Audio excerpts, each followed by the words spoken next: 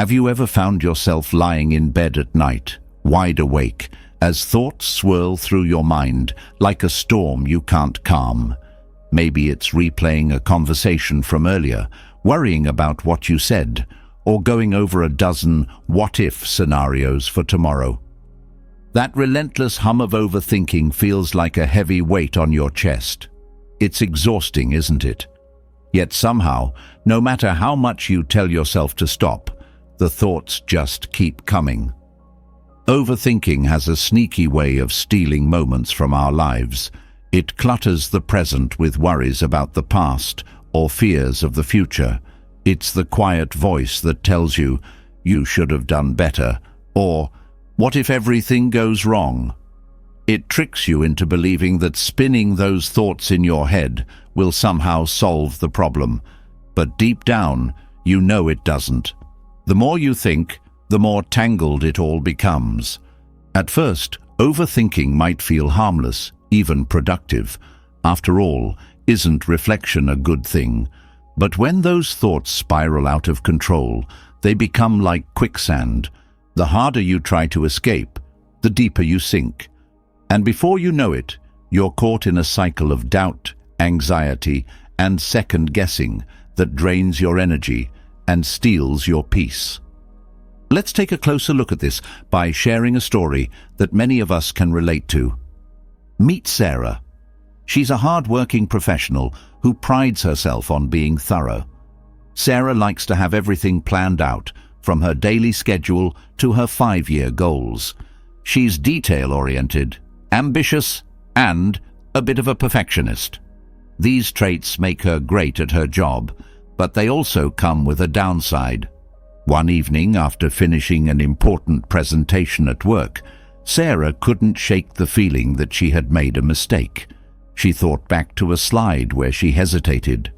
Did I forget to include that data point? What if they noticed? What if they think I'm unprepared? These thoughts stuck with her like glue. As the evening wore on, Sarah tried to distract herself by cooking dinner, but while chopping vegetables, her mind wandered back to the meeting. Maybe I should have spoken more confidently. Did I use the right tone? Was that one manager frowning because of something I said? The questions were endless, and each one left her more anxious than the last. Later, Sarah sat down to relax with a book, but the words on the page blurred as her inner dialogue took over. She replayed every moment of the meeting, analyzing it from every angle, imagining all the possible judgments her colleagues could be making about her. The frustration built. Why can't I just let this go? She thought. Why do I always do this to myself? By the time she went to bed, Sarah was mentally drained but couldn't sleep. Her thoughts spun into overdrive, dissecting not only the meeting, but other areas of her life. What if I'm not good enough? What if I don't get that promotion? What if I fail and everyone sees it? It wasn't just about the presentation anymore. It was about her sense of self-worth. The overthinking had grown like a wildfire, consuming everything in its path. When Sarah woke up the next day, she felt like she had been run over by a truck. Her body was heavy, her mind foggy. She snapped at her partner over breakfast for no reason and felt guilty about it immediately after. All this because of a single moment from the day before that her mind had magnified beyond recognition. Sarah's story isn't unique. Whether it's a work-related worry, a personal relationship, or an uncertain future, we've all been in her shoes. Overthinking doesn't discriminate. It can strike anyone, any time. And it often masquerades as something helpful, convincing you that by turning a problem over and over in your mind, you'll find the perfect solution. But here's the truth. Overthinking rarely solves anything. Instead, it makes problems seem bigger and more overwhelming than they actually are. It keeps you stuck, replaying the same thoughts like a broken record. And while your brain is busy running in circles, the present moment slips through your fingers. Think about what overthinking does to your body. Your shoulders tense up, your stomach feels knotted, your heart races as if you're running a marathon, even though you're just sitting on your couch. That's because your mind and body are deeply connected. When your thoughts spiral, your body reacts as though it's facing a real threat. Over time, this chronic stress takes a toll. It affects your sleep, your energy levels, your relationships, and even your health. It's no wonder that overthinking is often linked to anxiety, depression, and burnout. And yet, despite knowing how harmful it is, breaking free from it can feel impossible. At its core, overthinking is about control. It's an attempt to predict and prepare for every possible outcome so that nothing catches you off guard. But life doesn't work that way, does it? The future is uncertain, and no amount of thinking will change that. The more you try to control the uncontrollable, the more powerless you feel. This need for control often leads to self-criticism. You blame yourself for mistakes, both real and imagined. You replay conversations, dissecting what you should have said or done differently. You hold yourself to impossible standards, convinced that if you just tried harder, you could stop things from going wrong. But all this does is fuel the cycle of overthinking, leaving you trapped in a loop of doubt and regret. Now, here's the good news. While overthinking might feel like an unshakable habit, it's not who you are. It's just a pattern, a learned behavior that can be unlearned. And that's where we can turn to centuries-old wisdom for guidance. There's a path to breaking free from the cycle of overthinking and finding peace within. It's a path that doesn't require you to fight your thoughts or silence them forcefully. Instead, it invites you to observe them, understand them, and let them pass like clouds drifting across the sky. In the journey ahead, we'll explore practical ways to quiet the restless mind and cultivate inner calm. These practices aren't about avoiding life's challenges, but about changing how you relate to them. You'll learn how to approach your thoughts with curiosity instead of judgment, how to anchor yourself in the present moment, and how to let go of the need for control. If Sarah's story resonated with you, know that you are not alone. The struggle with overthinking is universal, but so is the ability to overcome it. By taking small, intentional steps, you can begin to reclaim your peace and live with greater clarity and freedom. And as you walk this path, you might just discover that the calm you've been searching for has been within you all along, waiting patiently for you to notice. Now, let's begin. The mind is a restless traveler, always moving, rarely stopping. Thoughts flow like a river after heavy rains, unpredictable and overwhelming. They come without warning, fill every quiet moment, and often lead us down paths we didn't intend to take. This constant mental chatter, this overthinking, can feel like an inescapable cycle, yet it's a part of being human. But what if the key to peace isn't silencing the thoughts, but understanding why they arise and how to approach them differently? Buddhism offers a profound perspective on this restless state of mind, often referred to as the monkey mind. The term paints a vivid picture of a mind that jumps erratically from one thought to another, much like a monkey swinging wildly from branch to branch. This mental restlessness, while natural, becomes a source of suffering when left unchecked. The Buddhist teachings shine a light on this phenomenon, helping us understand the true nature of overthinking and offering pathways to freedom from its grip. The monkey mind thrives on distraction and dissatisfaction. It seeks stimulation, constantly leaping from one thought to the next, rarely settling in the present moment. This restlessness is fueled by craving and aversion, two core forces that drive much of human behavior. Craving pushes us to seek pleasure and avoid pain, while aversion leads us to resist anything uncomfortable or unfamiliar. Together, they create a tug-of-war within the mind, keeping it in a state of constant turmoil. In this state, overthinking becomes a form of avoidance. Instead of being present with what is, the mind clings to the past or projects into the future. It revisits old regrets, replays conversations, or constructs elaborate scenarios that may never happen. This process feels productive at first, as though dissecting every detail will somehow lead to clarity. But over time, it becomes clear that overthinking is a trap, a self-perpetuating cycle that feeds on itself and drains our emotional energy. Buddhism teaches that this mental agitation stems from ignorance, not in the sense of lack of knowledge, but in the misunderstanding of reality. We identify with our thoughts, believing they define who we are. We cling to them, fight them, and try to control them, not realizing that thoughts are simply mental events, like clouds passing through the sky. This mistaken identification amplifies their power, turning harmless mental chatter into a source of anxiety and unease.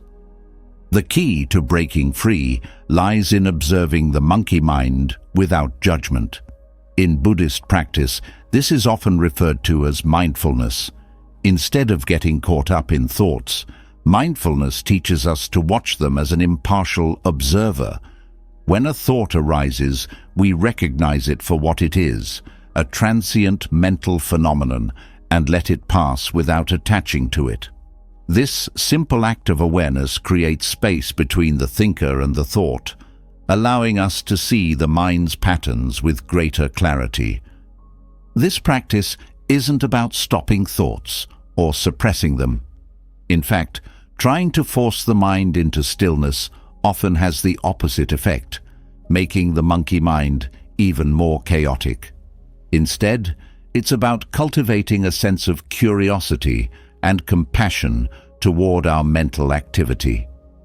By gently observing the flow of thoughts, we begin to understand their nature, that they arise, persist for a while, and eventually fade away. This insight reduces their intensity and weakens their hold on us. Another aspect of the monkey mind is its tendency to amplify emotions. A single negative thought can spiral into a flood of self-criticism, worry, or fear. For instance, a minor mistake at work might lead to thoughts like, "I'm so incompetent," or "What if I lose my job?" This emotional escalation is a hallmark of overthinking, and it can quickly snowball into a full-blown mental storm. Buddhism addresses this by encouraging us to stay grounded in the present moment. When the mind starts to wander into hypothetical scenarios or dwell on past mistakes, we gently guide it back to what is happening right now.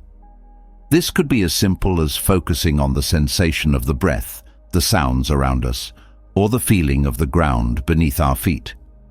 Anchoring ourselves in the present interrupts the cycle of overthinking and brings a sense of calm and clarity. The teachings also emphasize the impermanence of all things, including thoughts. In the heat of the moment, a troubling thought can feel overwhelming, as though it will last forever. But just as clouds dissipate and storms pass, so do our thoughts. Recognizing their transient nature helps us approach them with a sense of detachment. Instead of clinging to a thought or pushing it away, we let it come and go, trusting that it will not define us or our experience. Another valuable lesson from Buddhism is the concept of equanimity, a state of mental calmness and balance, regardless of external circumstances. Equanimity allows us to approach the monkey mind with steadiness, even when it's at its most chaotic. It's not about suppressing emotions or pretending everything is fine. Rather, it's about cultivating a deep acceptance of whatever arises. When we meet our thoughts with equanimity, they lose their power to disturb us. This process often begins with self-compassion. Overthinking is frequently fueled by harsh self-judgment, a critical inner voice that magnifies mistakes and highlights shortcomings. Buddhism teaches that we're all worthy of kindness, including from ourselves. By treating our own minds with the same patience and compassion we would offer a close friend, we create a space for healing and growth. The restless mind is also influenced by our environment and habits. In a world filled with constant noise, notifications, and demands for our attention, the monkey mind thrives. It jumps from one distraction to the next, never finding a moment's rest.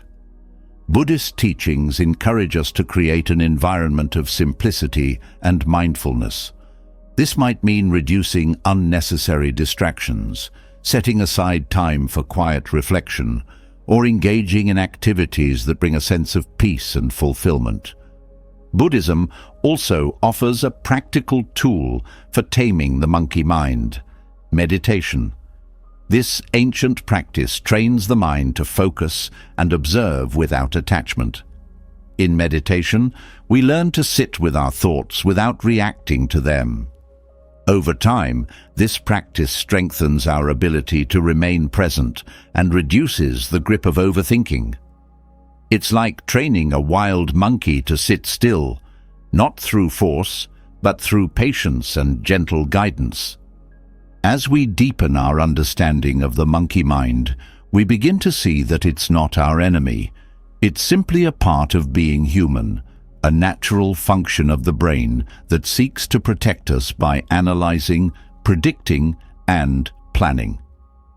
The problem arises when this function goes into overdrive, creating unnecessary suffering. By shifting our perspective and learning to work with the monkey mind, we can transform it from a source of stress into a tool for insight and growth.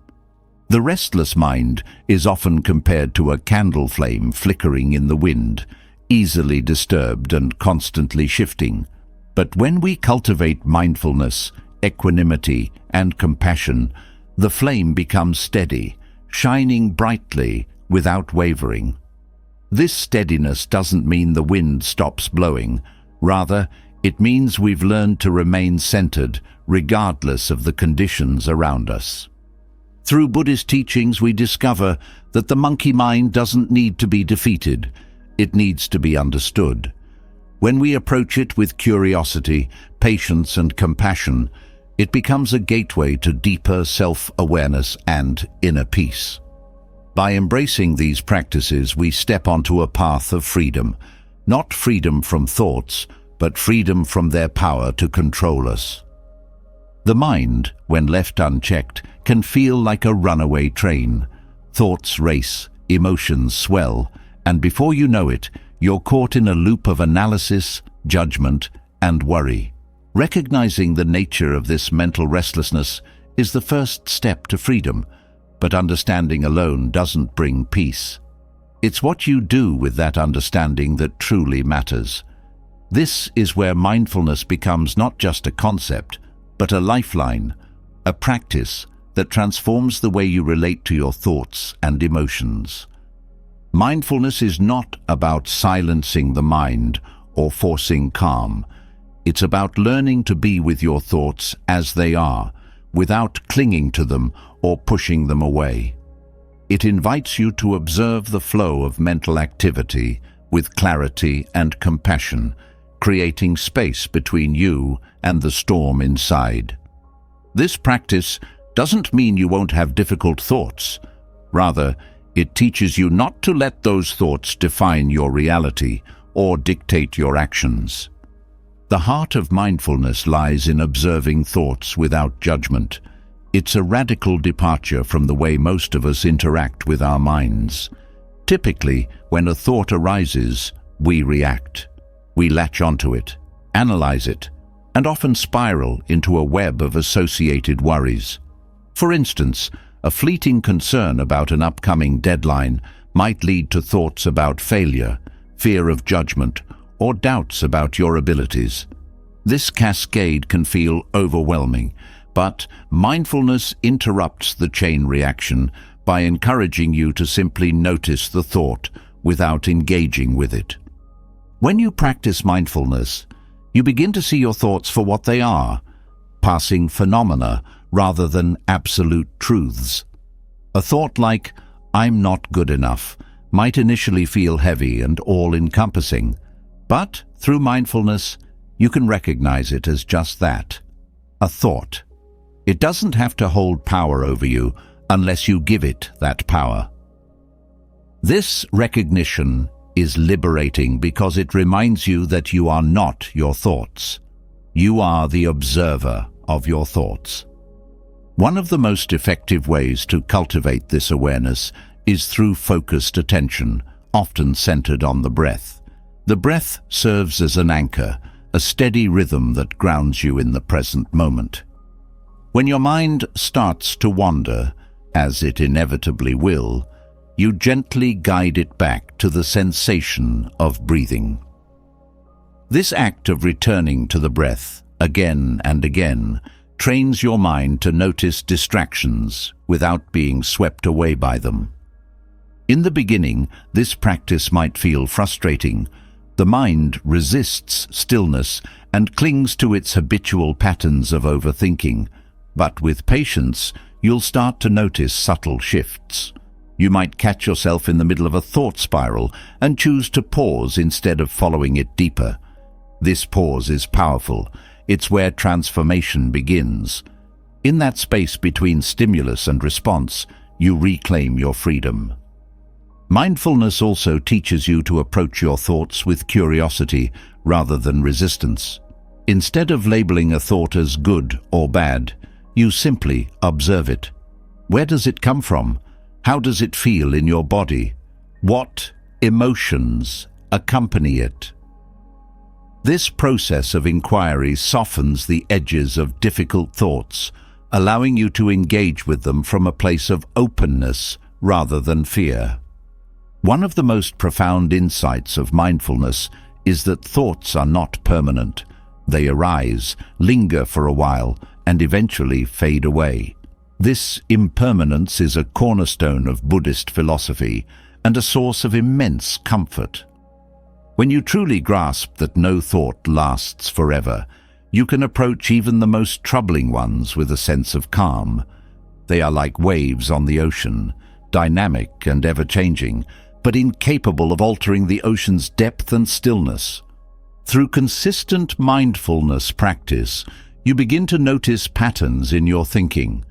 Perhaps you tend to dwell on the past or worry excessively about the future. These tendencies, once unconscious, come into clear view. With awareness, you can choose to respond differently. For example, if you catch yourself ruminating on a past mistake, mindfulness allows you to acknowledge the thought without judgment and gently redirect your focus to the present moment. This shift breaks the cycle of overthinking and restores your inner balance. Another valuable aspect of mindfulness is its ability to bring you into direct contact with your present experience. Overthinking thrives on abstraction, on stories, scenarios, and hypotheticals that pull you away from reality. Mindfulness, on the other hand, anchors you in what is real. The warmth of sunlight on your skin, the sound of birds outside your window, the rhythm of your own breath. These simple, grounding experiences remind you that peace is always available in the here and now. As you deepen your mindfulness practice, you may encounter resistance from your mind. It might tell you that this isn't working, that you're wasting your time, or that you're not doing it right. These doubts are natural, but they are just more thoughts. Treat them with the same gentle awareness you bring to everything else. Acknowledge their presence, but don't let them derail you. Mindfulness is a practice, not a performance, and every moment of awareness, no matter how small, is a step toward greater peace. One of the most transformative aspects of mindfulness is its emphasis on self-compassion. When you observe your thoughts without judgment, you cultivate a kinder relationship with yourself. Instead of berating yourself for having negative thoughts, you learn to hold space for them. This doesn't mean you indulge in self-pity or let unhelpful thoughts take over. It means you meet yourself with the understanding that being human includes moments of struggle and self-doubt. This compassion creates a foundation of inner strength that allows you to navigate life's challenges with greater ease. Mindfulness also extends beyond formal practice into everyday life. It's not just about sitting in meditation. It's about bringing a mindful presence to all that you do. Whether you're washing dishes, walking to work, or having a conversation, you can practice being fully present. This doesn't require extra time or effort, just a shift in focus. By paying attention to the details of your experience, you transform mundane moments into opportunities for connection and clarity. Another powerful benefit of mindfulness is its impact on emotional regulation. Overthinking often intensifies emotions, turning a passing feeling into a prolonged state of distress. Mindfulness helps you recognize emotions as they arise and gives you the tools to respond skillfully. Instead of reacting impulsively, you can pause, breathe, and choose a response that aligns with your values. This approach not only reduces emotional reactivity, but also strengthens your ability to stay centered in the face of adversity. Over time, mindfulness reshapes your relationship with uncertainty. Much of overthinking stems from a fear of the unknown, a desire to predict and control outcomes. Mindfulness teaches you to embrace uncertainty with grace, recognizing it as an inherent part of life. This doesn't mean you stop planning or preparing for the future. It means you let go of the need to have all the answers. By accepting the fluid nature of life, you free yourself from the mental strain of trying to control what cannot be controlled. The journey of mindfulness is not linear. There will be moments of clarity and moments of struggle, but each step along the way is meaningful. As you continue to observe your thoughts without judgment, you cultivate a deeper sense of presence, resilience, and inner peace. The mind may always have its restless tendencies, but through mindfulness, you learn to navigate its currents with wisdom and compassion, finding stillness even amidst the chaos. The mind, restless as it is, often drags us into two places where we cannot truly live: the past and the future. These are the spaces where overthinking thrives. Thoughts linger on regrets, missed opportunities, and things that cannot be changed. Or they leap forward to uncertainties, anxieties, and endless what-ifs. What's left behind in this constant tug-of-war is the present moment, the only place where life actually unfolds. Yet, it's often the hardest place to stay. Living in the present moment isn't about ignoring the past or neglecting the future. It's about choosing not to be consumed by them. This practice involves anchoring yourself in what is real, tangible, and happening now. The present is where peace resides, but accessing it requires intentional effort and a willingness to let go of the distractions that pull you away. The first step to anchoring yourself in the present is cultivating awareness of where your mind tends to wander. Often, people don't even realize how much time they spend revisiting the past or worrying about the future. This habitual drifting happens automatically, like a reflex. By becoming more aware of these mental patterns, you gain the power to redirect your focus back to the present.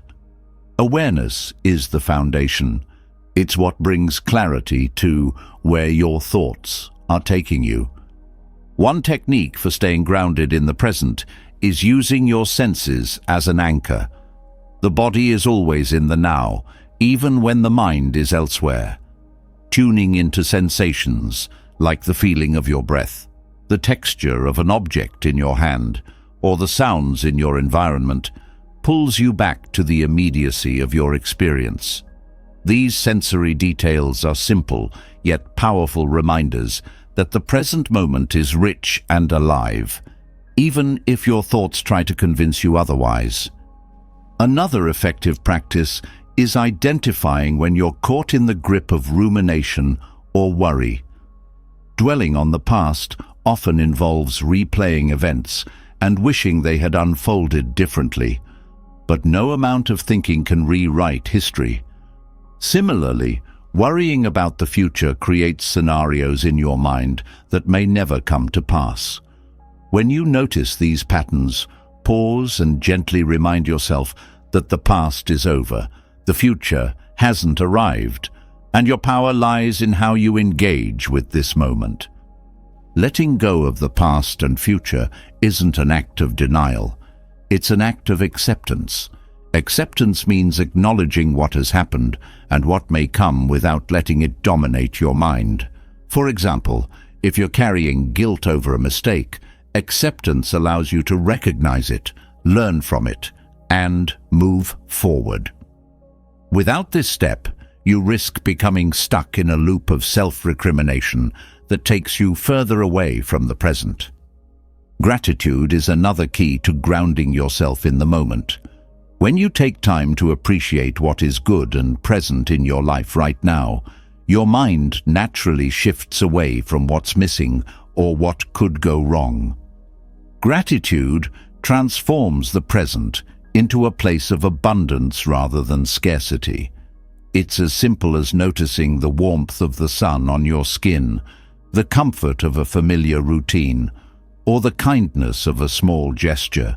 These moments of gratitude don't require grand events. They're found in the ordinary when you choose to see them. Breathing is one of the most accessible and effective tools for anchoring yourself in the now. Your breath is always with you, steady and rhythmic, providing a natural focus point. When your mind begins to race, turning your attention to the inhale and exhale creates a sense of calm and presence. The act of mindful breathing not only centers you, but also helps regulate the nervous system, reducing the physiological effects of stress and overthinking. Time often feels like an enemy when the mind is consumed with thoughts of the past or future, but reframing your relationship with time can be transformative. Instead of seeing it as something you're running out of or something to control, view time as the unfolding of each present moment. This shift in perspective makes it easier to focus on what's happening now rather than worrying about what's already gone or hasn't yet arrived.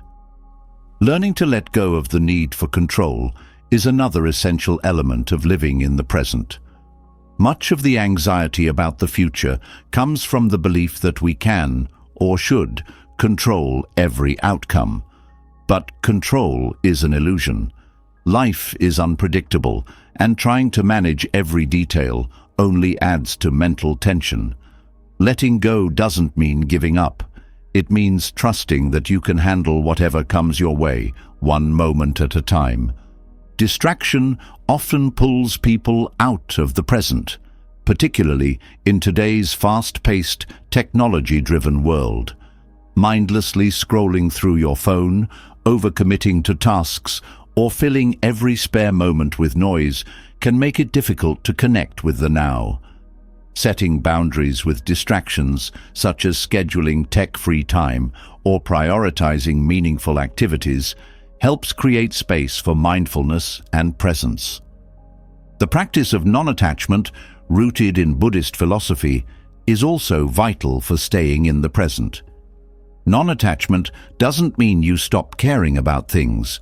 It means you stop clinging to them as if your happiness depends on their outcome.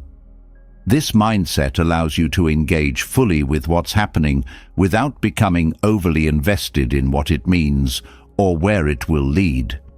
Non-attachment liberates you from the need to control or cling, allowing you to experience the present moment with greater ease. One of the most common barriers to living in the present is the belief that happiness lies somewhere else, either in the future or in a version of the past. This mindset keeps you perpetually dissatisfied, chasing something that feels just out of reach.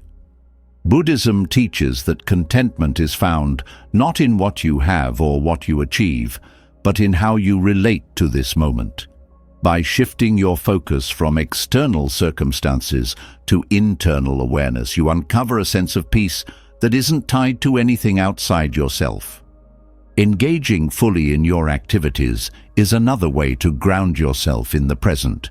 Whether you're washing dishes, walking, or having a conversation, doing so with your full attention transforms mundane tasks into meaningful experiences. This approach, often called mindfulness in action, trains you to find joy and presence in the simplicity of daily life. Over time, it becomes second nature to approach each moment with attentiveness and care. The present moment is also where creativity and insight flourish. When your mind isn't preoccupied with replaying the past or anticipating the future, it has the freedom to explore new ideas and perspectives. This clarity allows you to approach challenges with a fresh outlook and respond to situations with greater wisdom. Living in the present doesn't just benefit your mental state, it enhances your ability to navigate life with grace and adaptability. Forgiveness is another important aspect of letting go of the past. Holding on to resentment or anger keeps you tethered to events that can no longer be changed. Forgiveness isn't about condoning harm, it's about freeing yourself from the burden of carrying it. By releasing these emotional weights, you create more space for the present moment and the peace it brings. Over time, the practice of living in the present becomes a habit.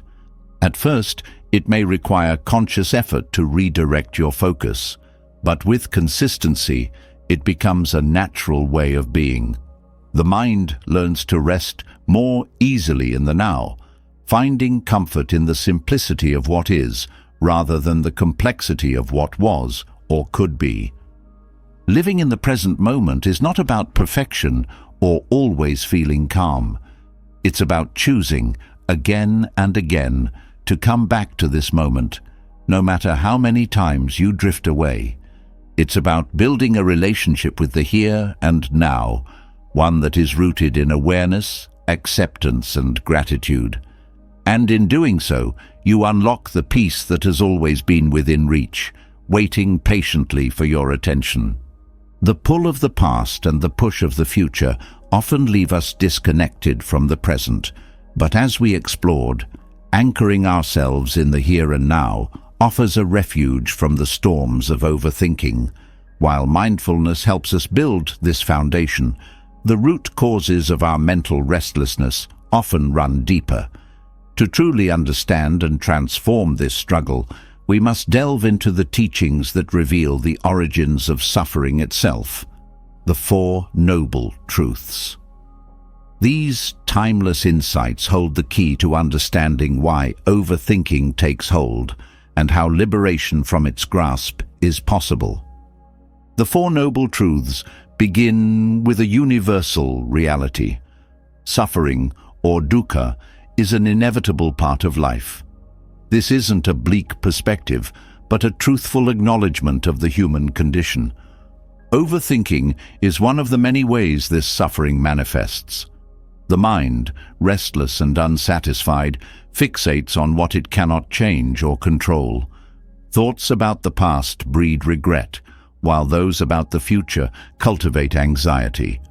At the core, this cycle reflects an inability to accept life's imperfections, fueling a sense of unease that only grows as the mind continues its restless spiraling. The second noble truth identifies the root of this suffering, craving or tanha. This isn't limited to physical desires.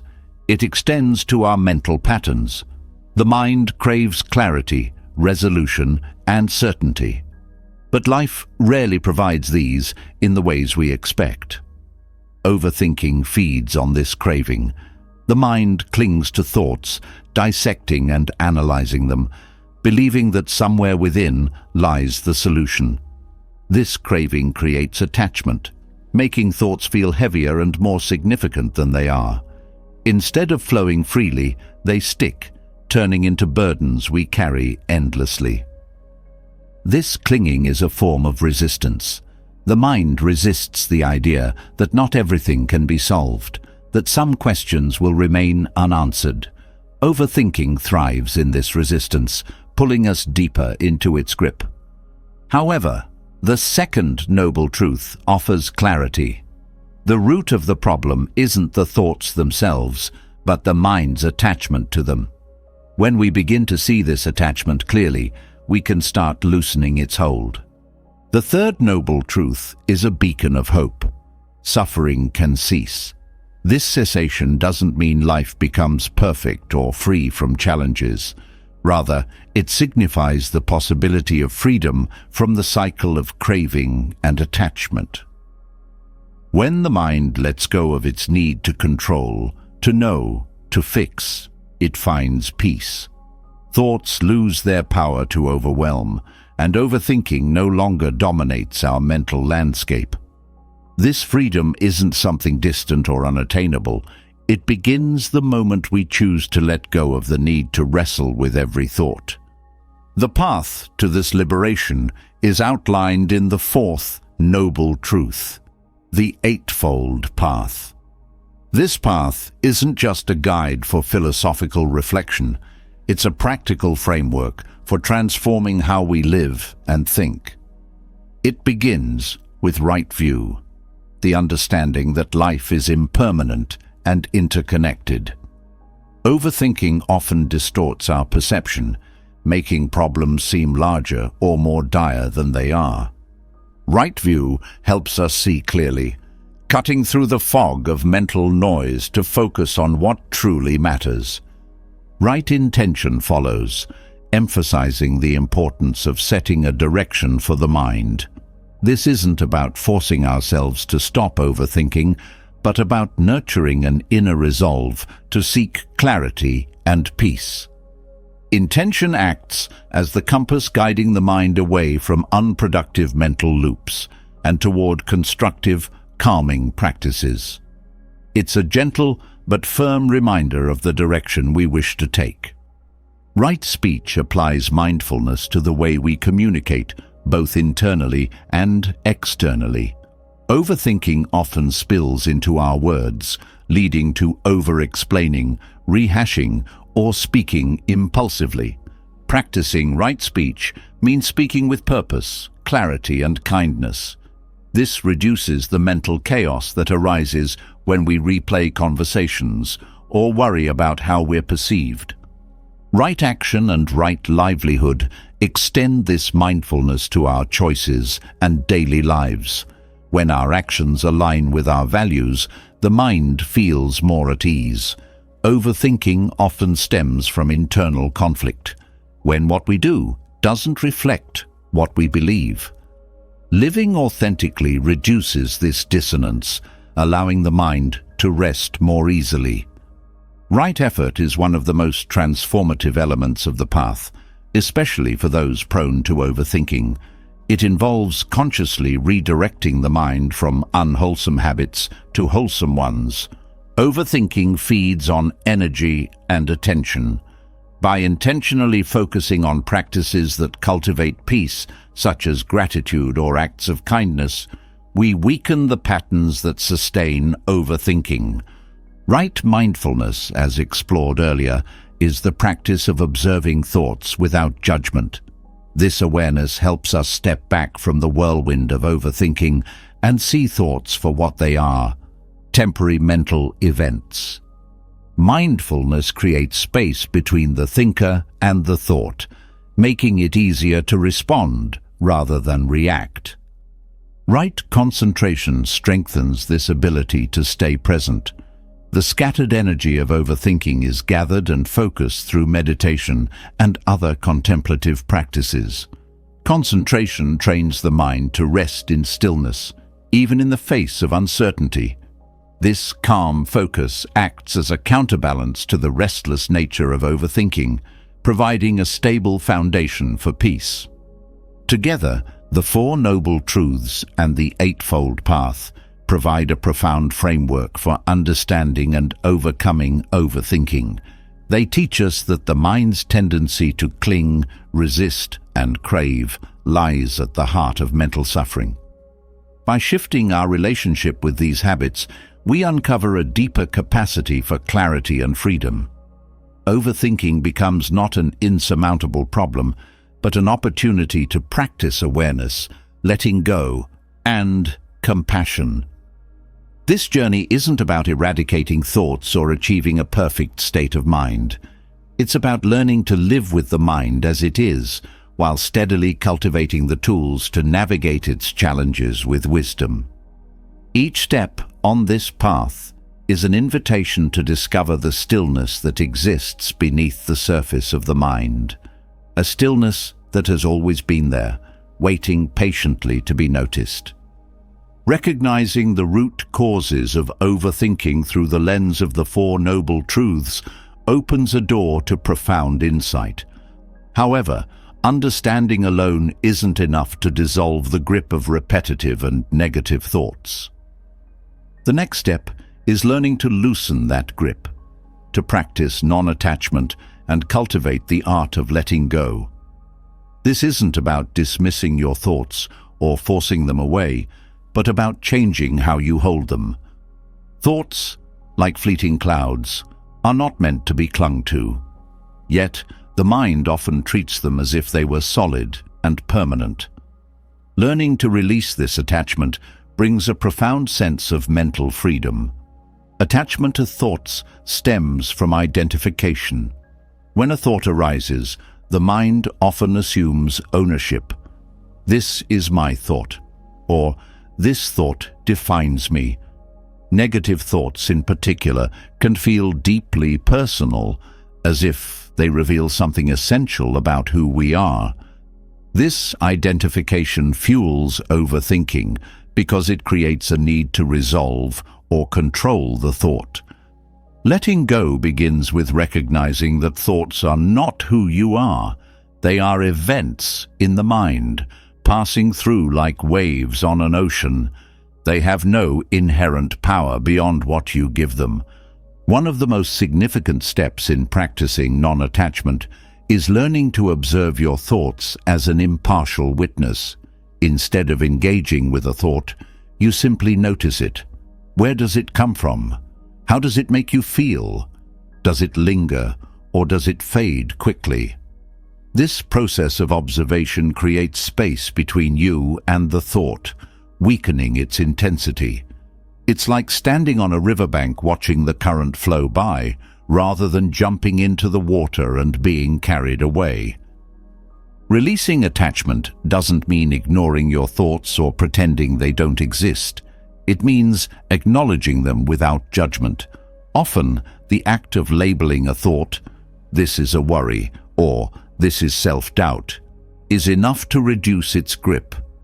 Labeling helps you see the thought for what it is, rather than being swept up in its narrative. This small act of mindfulness interrupts the cycle of overthinking and brings clarity. Negative thoughts often carry an emotional charge, which makes them difficult to let go of. The mind clings to them in an attempt to resolve the accompanying feelings, but this only deepens the attachment.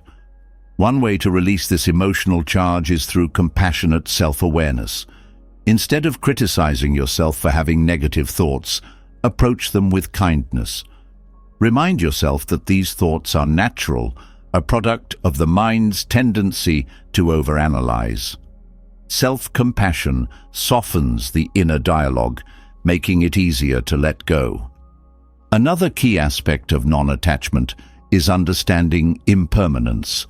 No thought, no matter how intense or persistent, lasts forever.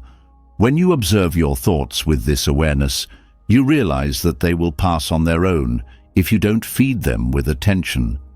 Clinging to a thought prolongs its lifespan, while letting it be allows it to dissolve naturally. This understanding brings a sense of relief, as you no longer feel the need to fight or control your mental patterns. Breathing is a powerful tool for practicing non-attachment. When a thought arises, instead of engaging with it, shift your focus to the sensation of your breath. The steady rhythm of breathing anchors you in the present moment and provides a neutral point of focus. Each exhale becomes an opportunity to release tension and let go of the thought's grip. Over time, this practice trains your mind to respond to thoughts with calm detachment rather than reactive engagement. Letting go also involves surrendering the need for certainty. Many thoughts arise from the mind's desire to predict, control, or understand the future. This craving for certainty creates a cycle of overthinking, as the mind seeks answers that may not exist. Non-attachment means accepting that some questions will remain unanswered and that uncertainty is a natural part of life. This acceptance is not resignation. It's freedom from the exhausting need to control what cannot be controlled. The stories we tell ourselves about our thoughts often reinforce attachment. For example, a fleeting worry might spiral into a larger narrative. I always mess up, or things never work out for me. These narratives give thoughts more weight than they deserve, turning them into self-fulfilling prophecies. Practicing non-attachment involves questioning these stories. Are they true, or are they assumptions based on past experiences? By challenging these narratives, you loosen their hold and create space for new perspectives. Engaging in physical activities that require focus can also help shift your relationship with your thoughts. Activities like yoga, running, or even gardening ground you in your body and the present moment, reducing the mental chatter that fuels attachment. Physical movement channels energy away from overthinking and into action, creating a natural release for pent-up tension. Visualization is another technique for practicing non-attachment. You might picture your thoughts as leaves floating down a stream, clouds drifting across the sky, or balloons rising into the air. These visualizations help you internalize the concept of letting go, reinforcing the idea that thoughts are transient and not something to hold on to. The role of gratitude in releasing attachment cannot be overstated. When you focus on what you're grateful for, your mind shifts away from negative thought patterns. Gratitude helps you see the bigger picture, putting individual thoughts into perspective. This broader view makes it easier to let go of thoughts that no longer serve you, as they feel less significant in the context of your overall well-being. Detaching from thoughts also means letting go of the need for perfection. The mind often clings to ideals, how things should be, how you should feel, or how others should act. These expectations create frustration and disappointment when reality doesn't align with them. Non-attachment involves embracing imperfection and accepting life as it is. This acceptance reduces mental resistance and creates space for peace. Non-attachment requires consistency and patience. The mind has been conditioned to cling to thoughts for years, even decades. Undoing this habit takes time, but each moment of awareness is a step toward freedom. Celebrate small victories, like catching yourself in the act of overthinking and choosing to let go. These moments build confidence and reinforce your ability to release what no longer serves you. This practice is not about detaching from life or becoming indifferent. It's about engaging with life more fully by not being weighed down by the unnecessary. When you let go of attachment to thoughts, you make room for clarity, creativity, and connection. The energy once spent on overthinking can be redirected toward meaningful pursuits and authentic presence. Letting go is a skill, not an endpoint. It's something you return to again and again, refining your ability to release attachment with each practice. Over time, the mind becomes less reactive and more spacious, allowing you to navigate life's challenges with greater ease. The art of letting go is not about avoiding thoughts, but transforming how you hold them, lightly, with grace, and with the wisdom that they do not define you. In this practice, you uncover the profound freedom that lies in simply allowing thoughts to come and go, like the natural rhythm of the breath. Greater than. Letting go of attachment to thoughts creates space for the mind to breathe, but into that space often comes another challenge, the harsh voice of self-judgment. This inner critic, relentless and unforgiving, thrives in the quiet moments left behind when overthinking fades. It questions your worth, points out your flaws, and keeps you trapped in cycles of doubt. Yet there is an antidote, a balm that soothes this inner harshness: self-compassion. When you learn to treat yourself with the same kindness and understanding you would offer a dear friend, you break the cycle of judgment that fuels overthinking. Self-compassion begins with recognizing that suffering is a shared human experience. The critical voice in your mind often convinces you that you're alone in your struggles, amplifying feelings of inadequacy. But every person wrestles with their own doubts and insecurities. This universal truth doesn't diminish your pain, but places it within the broader context of being human. When you acknowledge this connection, you soften the isolating grip of self-judgment and open the door to understanding. The inner critic thrives on perfectionism. It sets impossible standards and chastises you for falling short. When you don't meet its expectations, it tells you that you're not enough, not smart enough, capable enough, or worthy enough. Self-compassion challenges this perfectionism by reminding you that growth comes through imperfection. Mistakes aren't failures, they're opportunities to learn. By reframing setbacks as part of your journey, you disarm the inner critic and allow self-kindness to take its place. One of the most effective ways to cultivate self-compassion is through mindful awareness of your thoughts and emotions. The inner critic often operates in the background, unnoticed but powerful. When you bring it into conscious awareness, you gain the ability to question its validity. Is the criticism fair? Is it constructive? Often you'll find that the harshness of your inner voice is disproportionate to the situation. Recognizing this helps you respond with understanding rather than self-punishment. Language plays a critical role in how you relate to yourself. The words you use in your inner dialogue shape your emotional state and influence your actions. Instead of berating yourself for a perceived failure, try speaking to yourself with kindness. Replace phrases like, "I can't believe I messed up again," with, "I did my best in a tough situation." This shift in tone doesn't ignore reality, but approaches it with gentleness, reducing the mental tension that fuels overthinking. Self-compassion also involves creating boundaries with your inner critic. Just as you wouldn't let someone else speak to you cruelly, you can choose not to tolerate cruelty from yourself. This doesn't mean suppressing critical thoughts, but acknowledging them without giving them control. When the inner critic speaks, respond with a mental boundary. "I hear you, but I'm choosing not to engage with that right now." This simple practice reinforces your authority over your inner dialogue.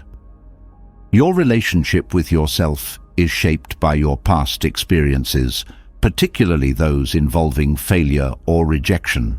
The inner critic often uses these moments as evidence against your worth, replaying them in your mind to keep you stuck.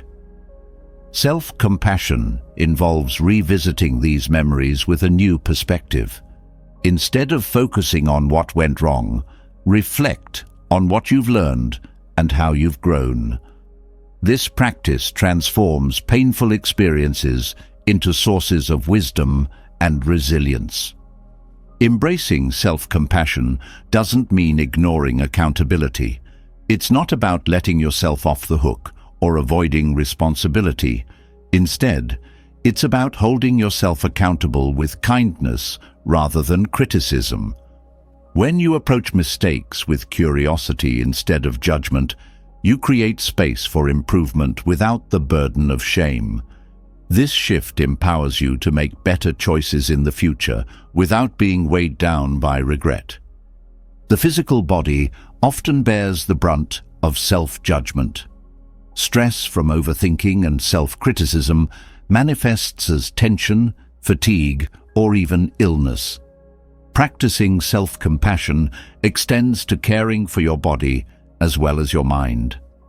This might mean prioritizing rest, nourishing yourself with healthy food, or engaging in activities that bring you joy. Treating your body with kindness reinforces the message that you are deserving of care and respect. The practice of gratitude intersects beautifully with self-compassion. When you focus on what you appreciate about yourself, you counteract the negativity of the inner critic. Gratitude isn't about ignoring areas for growth, but about balancing self-awareness with self-appreciation.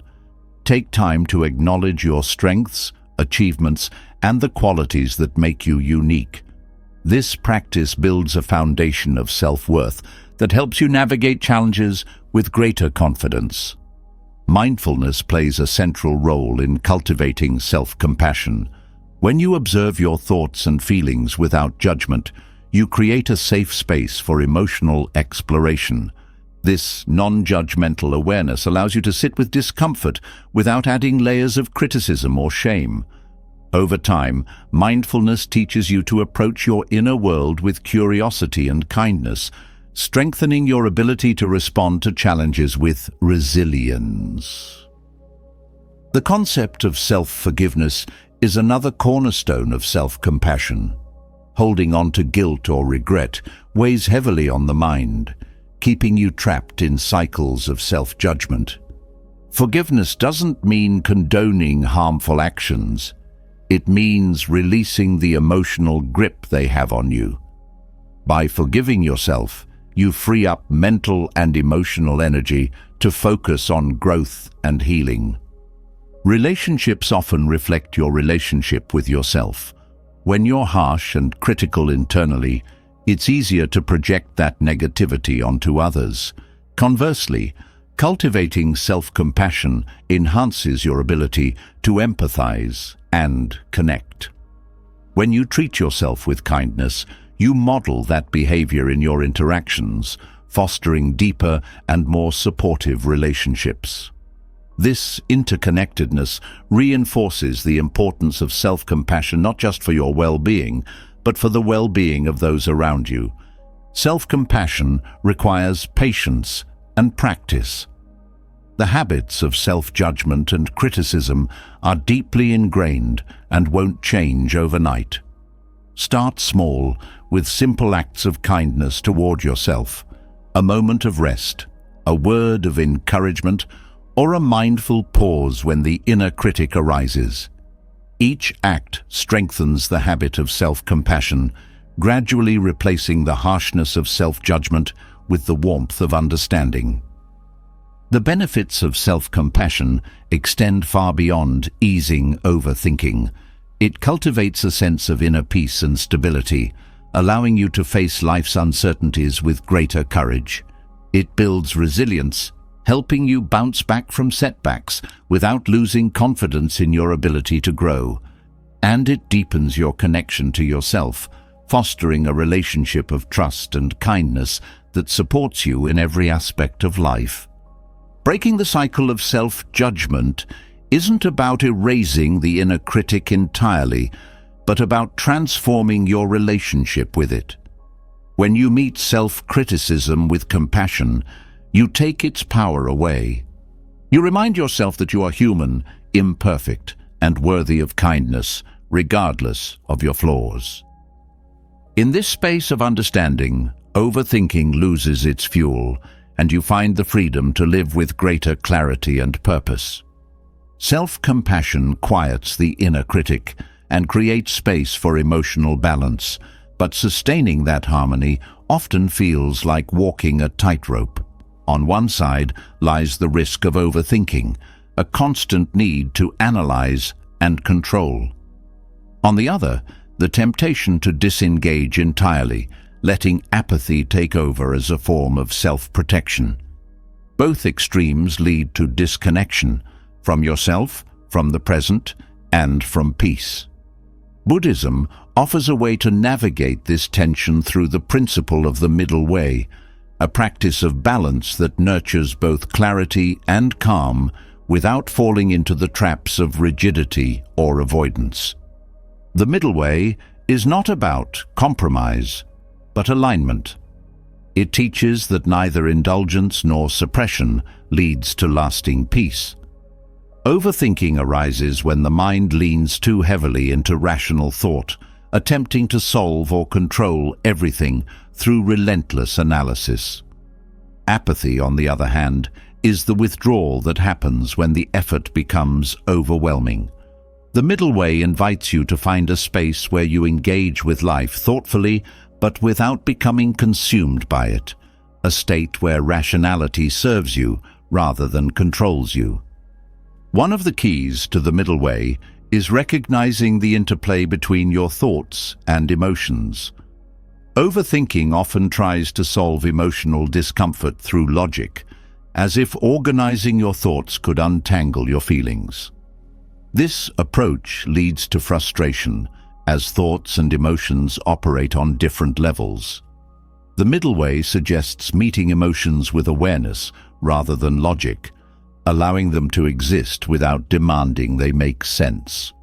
When you stop trying to rationalize your feelings and instead sit with them compassionately, you create a balance that softens the mind's tendency to spiral.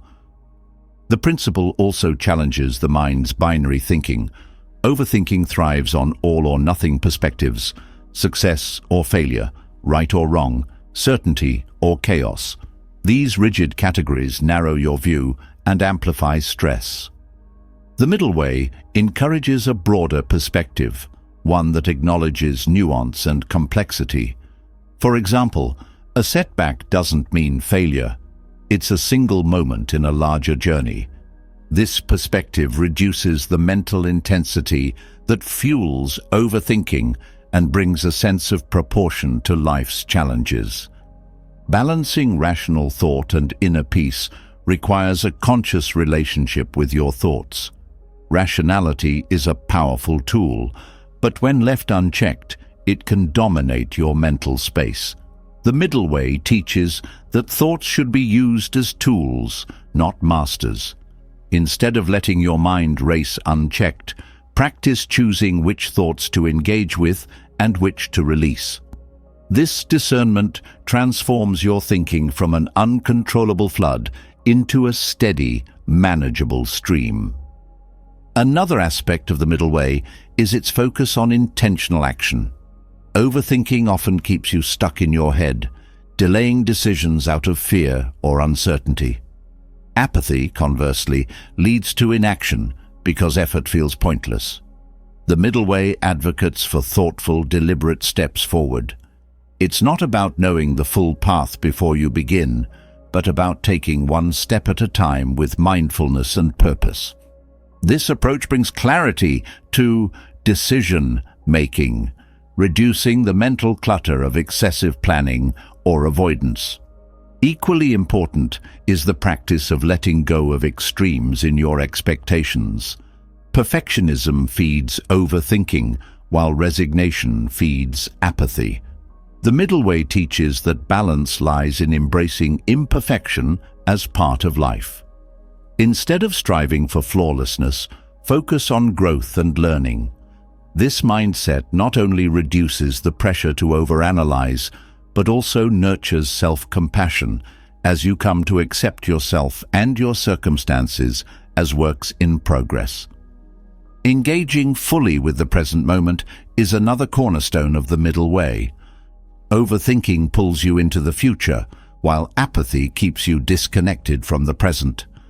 Finding balance means grounding yourself in the here and now.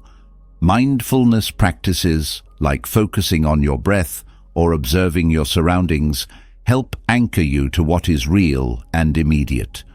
This presence reduces the mind's tendency to wander into extremes, creating a steadiness that supports both thought and peace. The middle way also encourages you to examine the sources of your thoughts and actions. Overthinking often stems from fear of failure, rejection, or uncertainty. Apathy, meanwhile, can arise from hopelessness or exhaustion. By bringing these underlying emotions into awareness, you can address them directly rather than reacting unconsciously. For example, if fear is driving your overthinking, you might explore what you're afraid of losing or failing at. This insight helps you approach the situation with wisdom and intention, rather than letting fear dictate your actions. Practicing gratitude aligns naturally with the middle way, as it shifts your focus from what's missing to what's present. Overthinking often fixates on problems, while apathy sees little worth celebrating. Gratitude bridges this gap, reminding you of life's richness and fostering a balanced outlook. It encourages you to engage with life positively, reducing both the mental strain of overanalyzing and the detachment of disengagement. Balance also involves setting healthy boundaries with yourself and others. Overthinking can lead to overcommitment, as the mind convinces you that doing more will solve your worries. Apathy, on the other hand, can result in withdrawal from responsibilities and relationships. The middle way helps you identify what's truly important and where your energy is best spent. Saying no when needed and prioritizing what aligns with your values creates a balance that protects your mental and emotional well-being. Your relationship with time also plays a role in achieving balance. Overthinking often stems from trying to control the future, while apathy can reflect a resignation to time slipping away. The middle way invites you to view time as a flow, engaging fully with each moment without clinging to the past or rushing toward the future. This perspective reduces the urgency and anxiety that fuel overthinking, while restoring a sense of purpose that counters apathy. Forgiveness is another practice that supports balance. Whether it's forgiving yourself for past mistakes or others for perceived wrongs, letting go of resentment lightens the mental load. Overthinking often revisits grievances, trying to rewrite the past, while apathy avoids addressing them altogether. Forgiveness frees you from both extremes, allowing you to move forward with clarity and ease. Physical well-being is deeply connected to mental balance. Overthinking can lead to burnout, while apathy often results in neglect of self-care. The middle way emphasizes the importance of tending to your body with the same mindfulness you bring to your mind. Regular movement, nourishing food, and restful sleep create a foundation of balance that supports both rational thought and emotional peace. Engaging in meaningful activities is another way to cultivate balance. Overthinking often focuses on outcomes, while apathy may question the point of effort. The middle way encourages you to find joy in the process, not just the result. Whether it's a creative project, a hobby, or a conversation, focusing on the experience itself brings a sense of fulfillment that transcends extremes. The middle way ultimately teaches that balance is not static, but dynamic.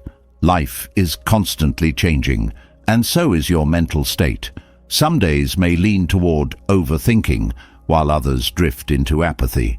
The practice lies in recognizing these shifts and gently guiding yourself back to center. This ongoing process builds resilience, helping you navigate challenges with a calm and steady mind. In embracing the middle way, you learn that peace isn't found in avoiding difficulty or controlling every detail. It's found in meeting life as it is, with both clarity and compassion. By balancing rational thought within a peace, you create a space where the mind can rest and the heart can thrive. This balance is not an endpoint, but a journey, one that leads to a deeper connection with yourself and the world around you. Finding balance through the middle way brings steadiness to the mind, yet even with this harmony, moments of overwhelm can arise. When life's challenges seem to stretch your inner calm to its limits, there is one tool that is always accessible, always ready to guide you back: your breath. Often overlooked, breathing is not only essential for survival, but a profound bridge between your body and mind. Harnessing its power through mindful practice can transform how you navigate overthinking, stress, and emotional turmoil. The breath is unique in that it is both automatic and voluntary. While it functions without conscious effort, it can also be intentionally controlled. This dual nature makes it an extraordinary anchor for clarity. When overthinking clouds the mind or stress tightens the body, focusing on the breath creates a pathway back to the present moment. Unlike thoughts, which often pull you in many directions, the breath is a constant, steady, neutral, and grounding. Intentional breathing begins with awareness. Often, when the mind is caught in overthinking, the breath becomes shallow and irregular. This shallow breathing reinforces stress, creating a feedback loop that heightens anxiety and mental clutter. By simply noticing the quality of your breath, you take the first step toward breaking this cycle. Are you breathing deeply or barely drawing in air? Is your breath rapid or slow? Awareness alone starts to shift your focus, pulling you away from spiraling thoughts and into the physical reality of the present. Deep breathing is one of the simplest yet most effective techniques for calming the mind. When you take slow, deliberate breaths, you activate the parasympathetic nervous system, often referred to as the rest and digest system. This reduces the physiological effects of stress, such as a racing heart or tense muscles, and signals to your mind that it is safe to let go. As your body relaxes, your mind naturally begins to follow. The act of slowing your breath also slows your thoughts. Overthinking thrives on speed, rapid mental loops that feed on one another. Deliberate, measured breathing interrupts this momentum, creating space between one thought and the next. In this space, clarity emerges.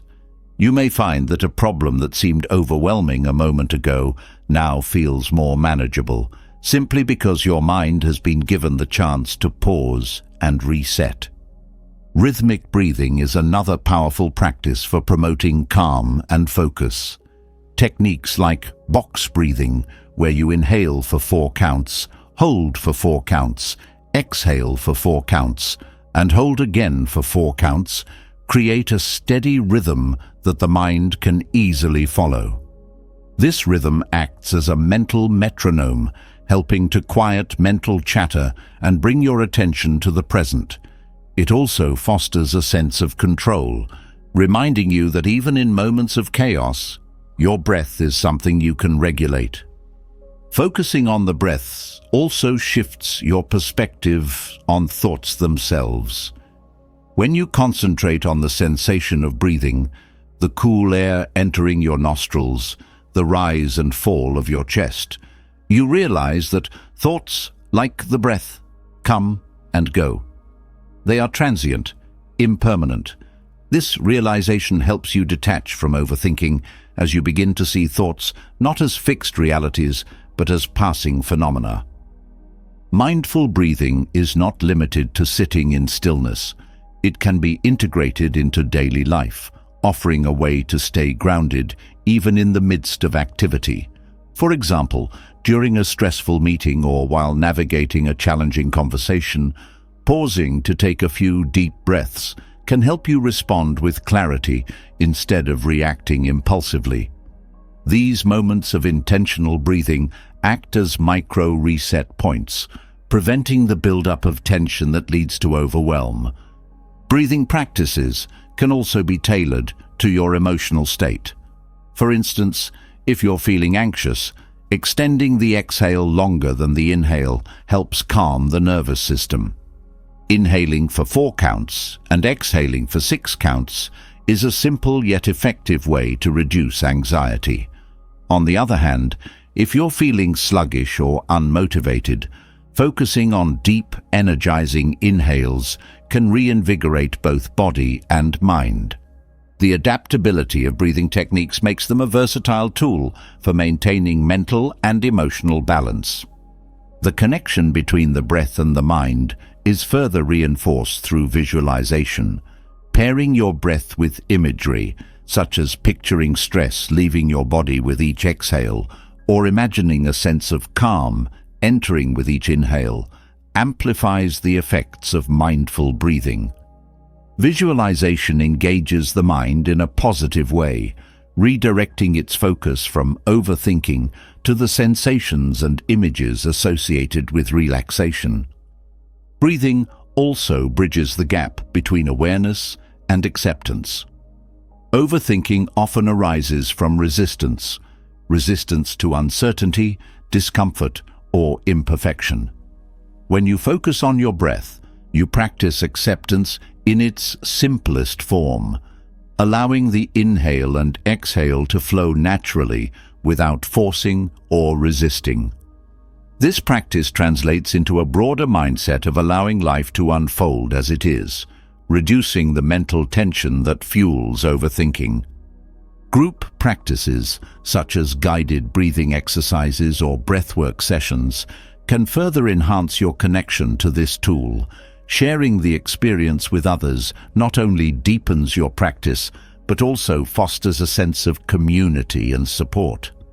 This collective energy can be particularly grounding during times of heightened stress, reminding you that you are not alone in your journey. Consistency is key to unlocking the full potential of mindful breathing. Like any skill, it requires regular practice to become second nature. Setting aside a few minutes each day to focus on your breath builds a habit of mindfulness that carries over into the rest of your life. Over time, you may find that your response to stress becomes less reactive and more intentional, as your practice strengthens the connection between your breath and your sense of calm. Breathing, though simple, is profound in its ability to connect you to the present, quiet the mind, and restore balance. It doesn't require special tools or a specific environment.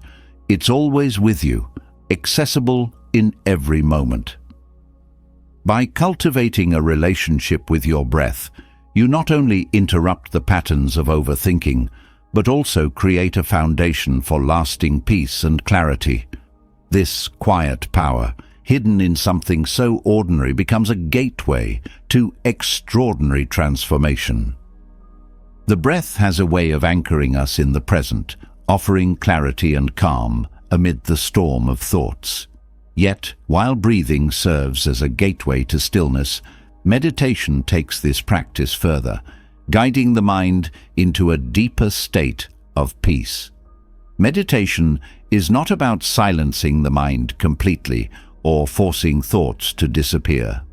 Instead, it's a practice of creating space, a space where thoughts can arise and pass without pulling you into their currents. It's in this space that true stillness is found, even in the busiest of minds. Meditation begins with intention. In a world that constantly demands your attention, choosing to sit in stillness is an act of defiance against chaos. The mind, accustomed to constant stimulation, resists this stillness at first. Thoughts flood in, each one vying for your attention. But the beauty of meditation lies in learning to observe these thoughts without judgment. You don't have to push them away or hold on to them. Instead, you acknowledge their presence and let them drift away, like leaves carried by a gentle stream. Vipassana meditation, one of the oldest Buddhist practices, offers profound insight into the nature of the mind. At its core, Vipassana is about seeing things as they are, not as you want them to be. It begins with focusing on the breath, using it as a point of concentration to steady the mind. As your focus deepens, you expand your awareness to the sensations in your body, the emotions that arise, and the thoughts that pass through your mind. This practice trains you to observe without reacting, breaking the cycle of overthinking by cultivating equanimity. Through Vipassana, you begin to notice patterns in your thoughts. You see how certain triggers lead to specific mental loops, how emotions fuel overthinking, and how attachment to outcomes keeps you trapped.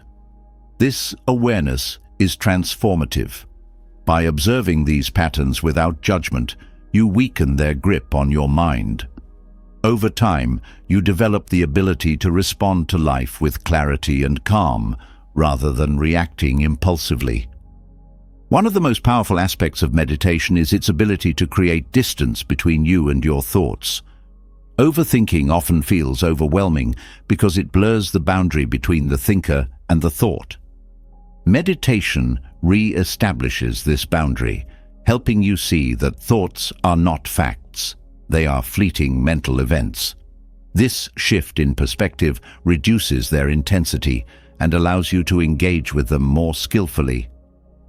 Body scanning, another foundational practice in Vipassana, further enhances this awareness. By systematically observing sensations throughout your body, you train your mind to stay present and attuned to the subtleties of your experience. This practice not only grounds you in the moment, but also reveals how tightly the mind and body are connected. For example, you may notice tension in your shoulders during moments of stress, or a fluttering in your chest when anxiety arises. By acknowledging these sensations without resistance, you create space for them to soften and release. Mantra meditation offers another path to stillness. In this practice, you focus on a word, phrase, or sound, repeating it silently or aloud. The repetition of the mantra acts as a focal point, giving your mind something steady to return to when it wanders. This practice is particularly helpful for quieting a busy mind, as the rhythm of the mantra provides a soothing anchor. Over time, the sound of the mantra fades into the background, leaving behind a profound sense of quiet and presence. Meditation also invites you to explore the concept of impermanence on a deeper level. Thoughts and emotions, no matter how intense, are not permanent. They arise, linger for a while, and eventually pass. When you meditate, you experience this truth firsthand, observing the ebb and flow of your mental and emotional states. This awareness helps you detach from overthinking, as you realize that even the most troubling thoughts are temporary and do not define you. The practice of loving-kindness meditation, or metta, complements Vipassana by cultivating compassion and goodwill. In this practice, you direct kind and loving thoughts toward yourself, loved ones, and eventually all beings. This shift from self-criticism to self-compassion quiets the inner critic that often fuels overthinking. It also fosters a sense of connection and empathy, helping you navigate relationships with greater ease and understanding. Meditation is not about achieving perfection or eliminating thoughts entirely. It's about creating a relationship with your mind that is grounded in curiosity and kindness. This approach transforms overthinking from a source of frustration into an opportunity for growth. Each thought becomes a teacher, revealing something about your habits, fears, or desires. With this mindset, even moments of mental restlessness hold value. Consistency is essential to deepening your meditation practice. Just as physical fitness requires regular exercise, mental clarity requires regular meditation. Start with just a few minutes a day, gradually increasing the duration as your practice develops. The key is to approach it with patience and commitment, understanding that progress is not always linear. Some days your mind will feel calm and focused, other days it will feel restless and scattered. Both experiences are valuable, as they teach you to accept the mind as it is. Meditation also extends beyond the cushion or mat. The stillness you cultivate during formal practice begins to ripple into your daily life. You find yourself responding to challenges with greater composure, listening more deeply in conversations, and noticing the beauty in ordinary moments. This integration of meditation into daily living transforms it from a practice into a way of being. The benefits of meditation are not limited to the mind. Studies have shown that regular meditation reduces stress, improves sleep, lowers blood pressure, and boosts overall well-being. These physical effects reflect the mind-body connection, reminding you that caring for your mental health also supports your physical health. Meditation becomes a holistic practice, nourishing every aspect of your being. Group meditation sessions offer a unique opportunity to deepen your practice. The collective energy of a group can be profoundly grounding, creating a supportive environment where stillness feels more accessible. Sharing the experience with others also fosters a sense of community and connection, reminding you that you are not alone in your journey. As you explore meditation, it's important to approach it with an open heart and mind. Let go of expectations about what it should feel like or how quickly you should see results. Meditation is not about achieving a specific state. It's about showing up for yourself, moment by moment. Each breath, each pause, each moment of awareness is a step toward greater clarity and peace. In the stillness of meditation, you rediscover the quiet wisdom that lies beneath the noise of the mind. This wisdom is not something external that you need to seek. It's already within you, waiting to be uncovered. Through meditation, you learn to access this inner stillness even in the midst of life's busyness. It is here, in this quiet space, that you find the freedom to live with clarity, intention, and profound peace. Meditation reveals a profound truth. Beneath the surface of every restless thought lies stillness, waiting to be noticed. Yet, even with this stillness, the mind often clings to thoughts, treating them as permanent fixtures instead of fleeting events. This is where the Buddhist understanding of impermanence becomes transformative. When you truly grasp the transient nature of thoughts, emotions, and experiences, their power over you diminishes. Impermanence doesn't just bring relief, it offers a gateway to freedom from the cycles of overthinking. Impermanence, or anicca, is a cornerstone of Buddhist philosophy. It teaches that everything, whether a thought, an emotion, or a moment, is in a constant state of change. Nothing remains the same from one moment to the next. Overthinking thrives on the illusion of permanence, convincing you that a single troubling thought or emotion defines your reality. Recognizing impermanence dismantles this illusion, showing you that no thought, no matter how heavy, lasts forever. Thoughts often feel overwhelming because they seem solid, as if they carry weight that must be resolved. Impermanence reminds you that thoughts are like clouds passing through the sky. They may linger, but they inevitably drift away. This understanding helps you step back from overthinking, allowing thoughts to come and go without clinging to them or amplifying their intensity. The act of observing a thought, rather than engaging with it, becomes easier when you internalize its temporary nature. Overthinking frequently fixates on the past or the future, replaying old mistakes or projecting fears onto what lies ahead.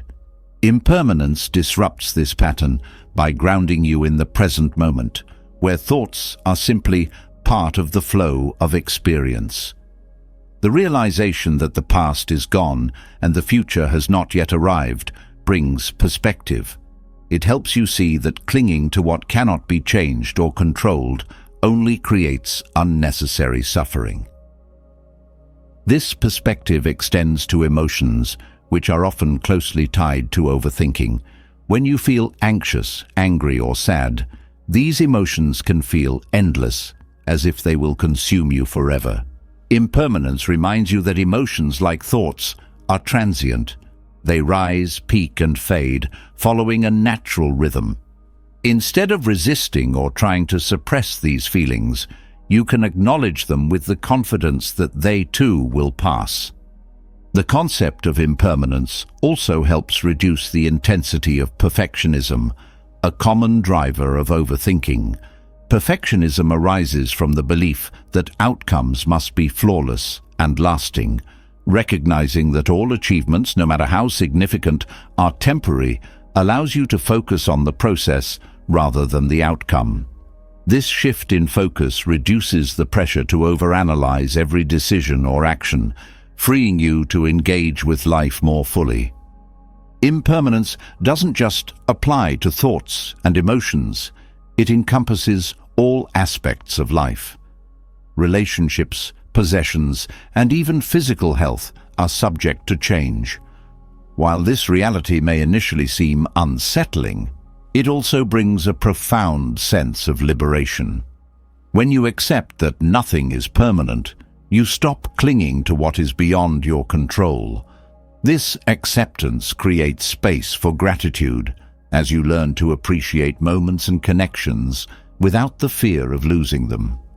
The practice of mindfulness deepens your understanding of impermanence. By staying present and observing the flow of your thoughts and experiences, you witness change in real time. A thought that felt overwhelming a moment ago fades into the background, replaced by another. This direct experience of impermanence reinforces the idea that overthinking is a habit that can be unlearned. It also cultivates patience as you learn to sit with discomfort, knowing it will eventually pass. Visualization can be a powerful tool for embracing impermanence. Picture your thoughts as leaves floating down a river or waves breaking on the shore. These images remind you that thoughts are part of a larger flow, not fixed objects to be held onto. By associating your thoughts with movement and change, you reinforce the understanding that they are temporary and do not define you. Impermanence also offers a way to reframe failure and regret. Overthinking often latches onto past mistakes, replaying them endlessly in an attempt to rewrite history. When you view these experiences through the lens of impermanence, you see them as moments in a larger narrative, not defining chapters. This perspective allows you to learn from your mistakes without being trapped by them, fostering growth and resilience. Detachment is a natural outcome of understanding impermanence. Detachment doesn't mean indifference. It means relating to your thoughts and emotions with clarity rather than clinging or aversion. When you detach from the need to fix or control every thought, you create space for peace. This detachment is not cold or distant. It's compassionate, rooted in the knowledge that all things are part of a greater flow. Impermanence also encourages you to let go of the need for certainty. Overthinking often stems from a desire to predict or control the future, which is inherently uncertain. Accepting that change is constant allows you to approach uncertainty with curiosity rather than fear. This shift in mindset reduces the mental strain of overanalyzing potential outcomes, replacing it with a sense of openness and trust in the unfolding of life. The teachings of impermanence are not just intellectual, they are deeply experiential. Practices like meditation and mindful breathing help you embody this understanding as you observe the constant rhythm of your breath and the subtle shifts in your body. These practices anchor you in the present, where impermanence is not an abstract concept, but a lived reality. Each breath becomes a reminder that life is a series of moments, each one passing into the next. Embracing impermanence also deepens your capacity for gratitude. When you recognize that every moment is fleeting, you become more present and appreciative of what is here now. This gratitude shifts your focus from what is lacking to what is abundant, reducing the tendency to overthink problems or shortcomings. Gratitude, rooted in impermanence, is not superficial. It is a profound acknowledgement of the preciousness of each moment. Impermanence teaches you to approach life with flexibility. Overthinking often arises from rigid expectations: how things should be, how people should act, how plans should unfold.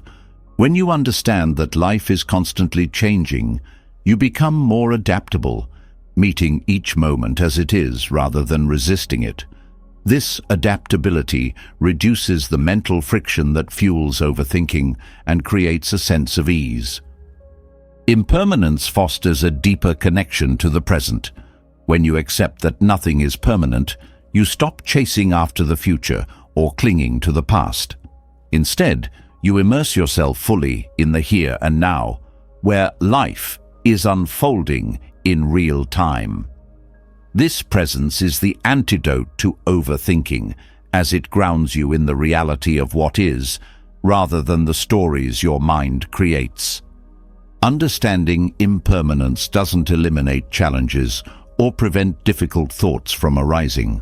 Instead, it transforms how you relate to them.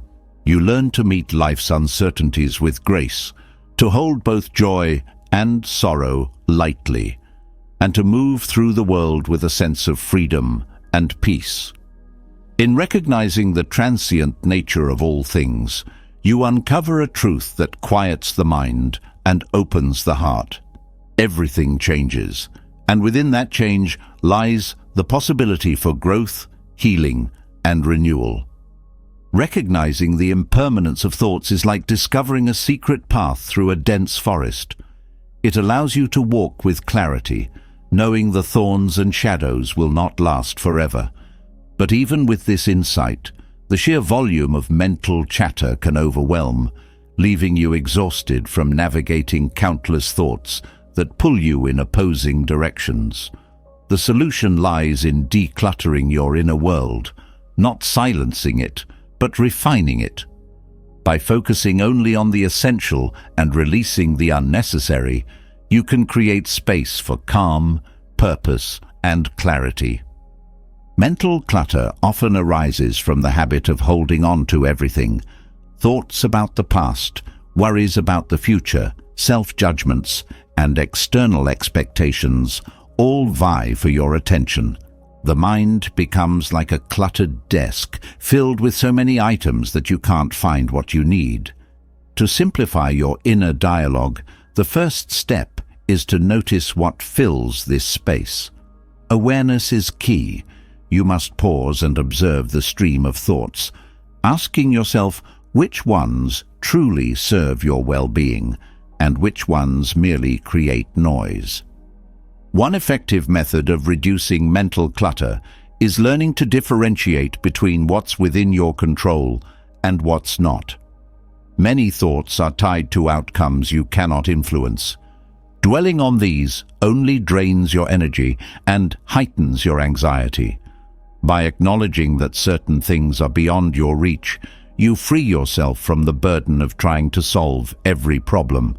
This mental shift allows you to redirect your focus toward actions and thoughts that align with your values and goals.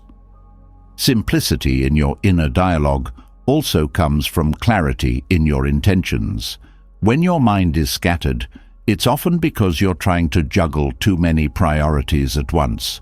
Setting clear, intentional goals for your thoughts and actions helps reduce this scatter.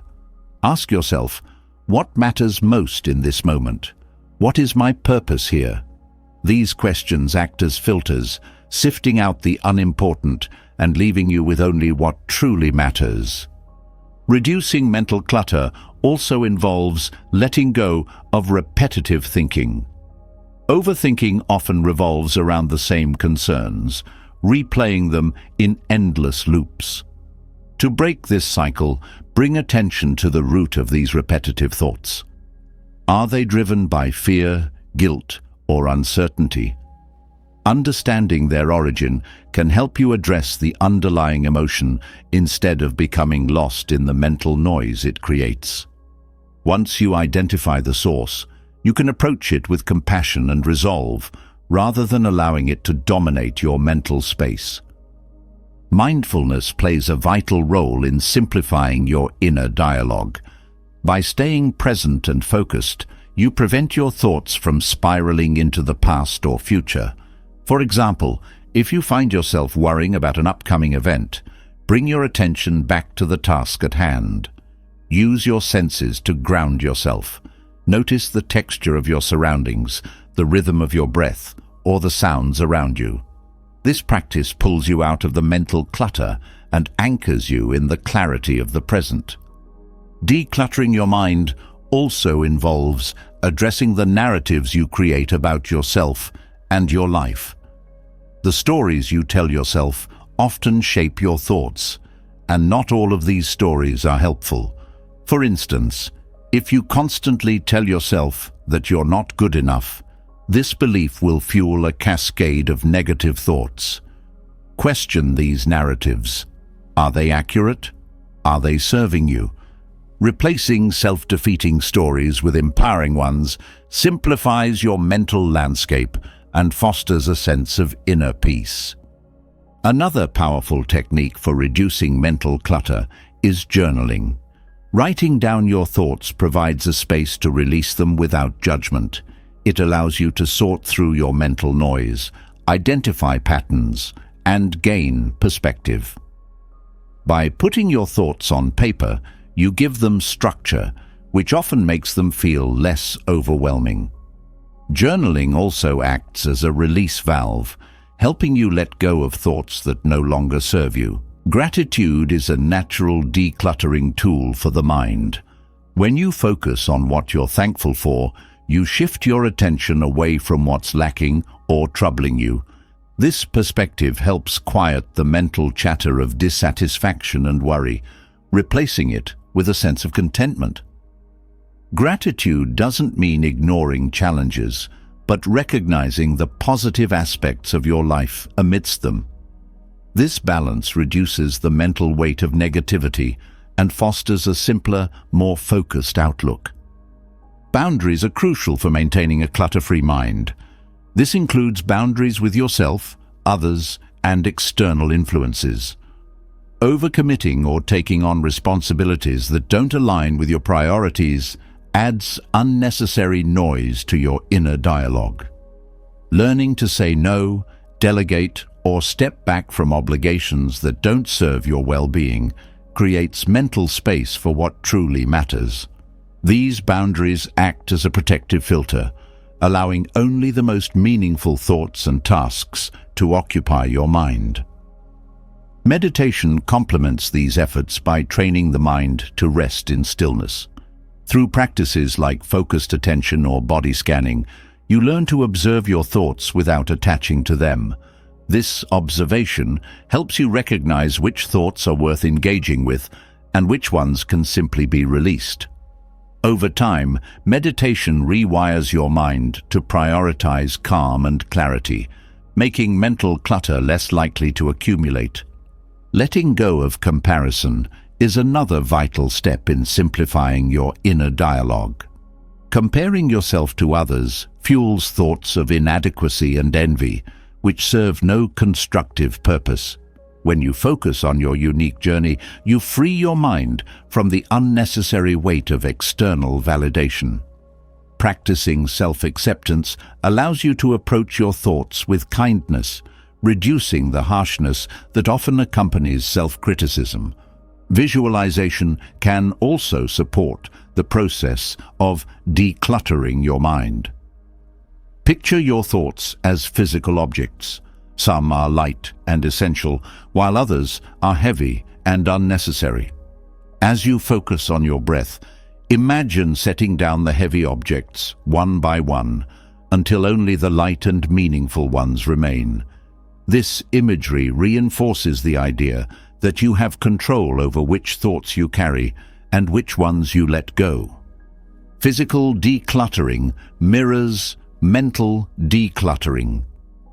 Simplifying your external environment reduces the mental load of visual and physical distractions. A tidy space creates a sense of order that translates into your inner world, making it easier to focus and think clearly. This connection between the external and internal underscores the importance of aligning your surroundings with your intention for simplicity. Cultivating patience is essential for reducing mental clutter. The habit of overthinking or holding on to unnecessary thoughts doesn't disappear overnight. Be gentle with yourself as you work through this process, acknowledging progress even in small steps. Each moment of clarity you create adds to a growing sense of inner peace. Simplifying your inner dialogue is not about erasing thoughts, but about curating them. It's about focusing on what serves you and letting go of what weighs you down. By consistently practicing these methods, you create a mental environment that is clear, purposeful, and aligned with your well-being. This clarity becomes the foundation for navigating life's complexities with grace and ease, allowing you to move through the world with a mind that feels lighter, calmer, and more focused. Letting go of mental clutter provides clarity, but what if the patterns of overthinking that linger in your mind are not just random? What if they are echoes of past actions, choices, and intentions? This is where the concept of karma steps in, offering a profound explanation for how your thoughts take shape and how they can be transformed. Karma is not merely about consequences. It's a mirror reflecting the energy you put into the world and the cycles you create within your mind. Understanding karma sheds light on the roots of overthinking and reveals how mindful actions can reshape your thought patterns, leading to greater peace and balance. Karma, often misunderstood as a system of rewards and punishments, is more nuanced. It is the natural law of cause and effect, where every thought, word, and action carries an energy that influences your inner and outer worlds. Overthinking is a reflection of these karmic cycles. Each repetitive thought feeds into a loop, reinforcing patterns that dictate how you perceive and respond to the world. For example, a single instance of self-doubt, if dwelled upon, can grow into a habitual pattern of negative self-talk, shaping how you approach challenges. The first step to breaking free from karmic thought patterns is recognizing that your current mental state is not fixed. Just as past actions and thoughts have shaped the present, the actions and thoughts you cultivate now will shape the future. This perspective is empowering as it shifts the narrative from feeling trapped in overthinking to understanding that you have the ability to influence and transform these patterns. Your mind is not a static entity. It is a dynamic field shaped by intention and attention. Mindful awareness plays a critical role in understanding and reshaping karma. When you observe your thoughts without judgment, you start to see the origins of certain patterns. Perhaps overthinking arises from fear instilled by past experiences, or from a tendency to seek control in uncertain situations. By bringing these patterns into awareness, you create space to choose a different response. Mindfulness interrupts the automatic nature of karmic cycles, allowing you to act intentionally rather than reactively. Intentional action is the cornerstone of reshaping karma. If overthinking is fueled by repetitive, unproductive thoughts, then introducing purposeful, positive actions into your daily life can disrupt this cycle. For instance, if you notice that you often dwell on what others think of you, you can counteract this by practicing self-affirmation or engaging in acts of kindness that shift your focus outward. These actions plant new seeds of karma, gradually replacing old patterns with healthier ones. The energy of your intentions also shapes your mental patterns. When your actions are rooted in negativity, such as acting out of anger, resentment, or fear, they reinforce similar energy within your mind. Conversely, actions grounded in compassion, patience, and understanding cultivate a sense of peace.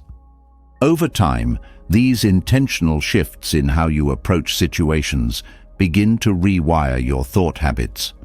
You may find that the once dominant voices of self-doubt or worry become quieter as they are replaced by thoughts that align with your higher intentions.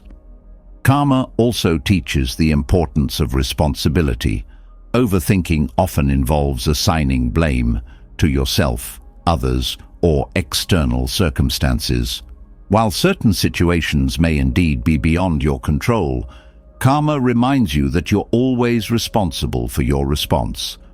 Taking responsibility for your thoughts and actions empowers you to change the energy you contribute to your mental space. Instead of feeling victimized by overthinking, you recognize that you have the ability to steer your mind toward clarity and positivity. Practicing gratitude aligns seamlessly with karmic principles and helps reshape thought patterns. Gratitude shifts your focus from lack to abundance, breaking the cycle of overthinking fueled by dissatisfaction or longing. When you consciously direct your thoughts toward what you appreciate, you generate positive energy that reinforces a mindset of contentment. This gratitude doesn't just affect the present moment. It becomes a karmic investment in a calmer, more balanced mental state. Karma also illuminates the interconnectedness of thoughts, actions, and outcomes. Overthinking often feels isolating, as if you are trapped alone in a maze of thoughts. But understanding karma reveals that your mental energy is part of a larger web. The way you treat yourself, others, and your environment creates ripples that extend far beyond the immediate moment. Recognizing this interconnectedness encourages you to cultivate thoughts and actions that contribute positively not only to your own mind, but also to the world around you. One way to consciously work with karma is through acts of service. When you step out of your own mental loops to help someone else, you break the cycle of self-centered overthinking. Acts of service create positive karmic energy, not just for others, but for yourself as well. They remind you that your worth is not tied to your thoughts or fears, but to your ability to contribute meaningfully to the world. Meditation deepens your understanding of karma and its impact on your thought patterns. In stillness, you can observe the subtle interplay between your thoughts and emotions, noticing how certain mental states give rise to specific reactions. This awareness allows you to consciously redirect your energy toward more constructive paths. For instance, if you notice that frustration often leads to harsh self-talk, you can practice responding with patience instead. These small shifts, repeated consistently, create profound changes in your karmic patterns over time. Detachment is another essential element of working with karma. Overthinking often stems from attachment to specific outcomes, relationships, or self-constructed identities. Karma teaches that attachment creates suffering because it ties your mental energy to things that are inherently impermanent. By practicing detachment, you free yourself from the weight of these attachments, allowing your thoughts to flow more freely. This doesn't mean indifference. It means engaging with life fully while remaining open to its natural ebb and flow. Self-reflection is a practical tool for exploring how karma influences your thought patterns. Taking time to journal or meditate on your actions and intentions helps you identify where your energy is being directed. Are you investing your thoughts in worry or gratitude? Are your actions reinforcing overthinking, or are they fostering clarity? This process of reflection enables you to adjust your focus, ensuring that your mental and emotional energy aligns with the outcomes you wish to create. The concept of karma also reminds you of the power of consistency. Small, mindful actions repeated over time have a cumulative effect on your thought patterns. Just as negative habits can reinforce overthinking, positive habits can gradually replace it with a sense of ease and clarity. This process requires patience, as the shifts may be subtle at first. However, each intentional choice you make adds to a growing momentum of positive change. Understanding karma brings a sense of accountability to your mental habits, but it also offers freedom.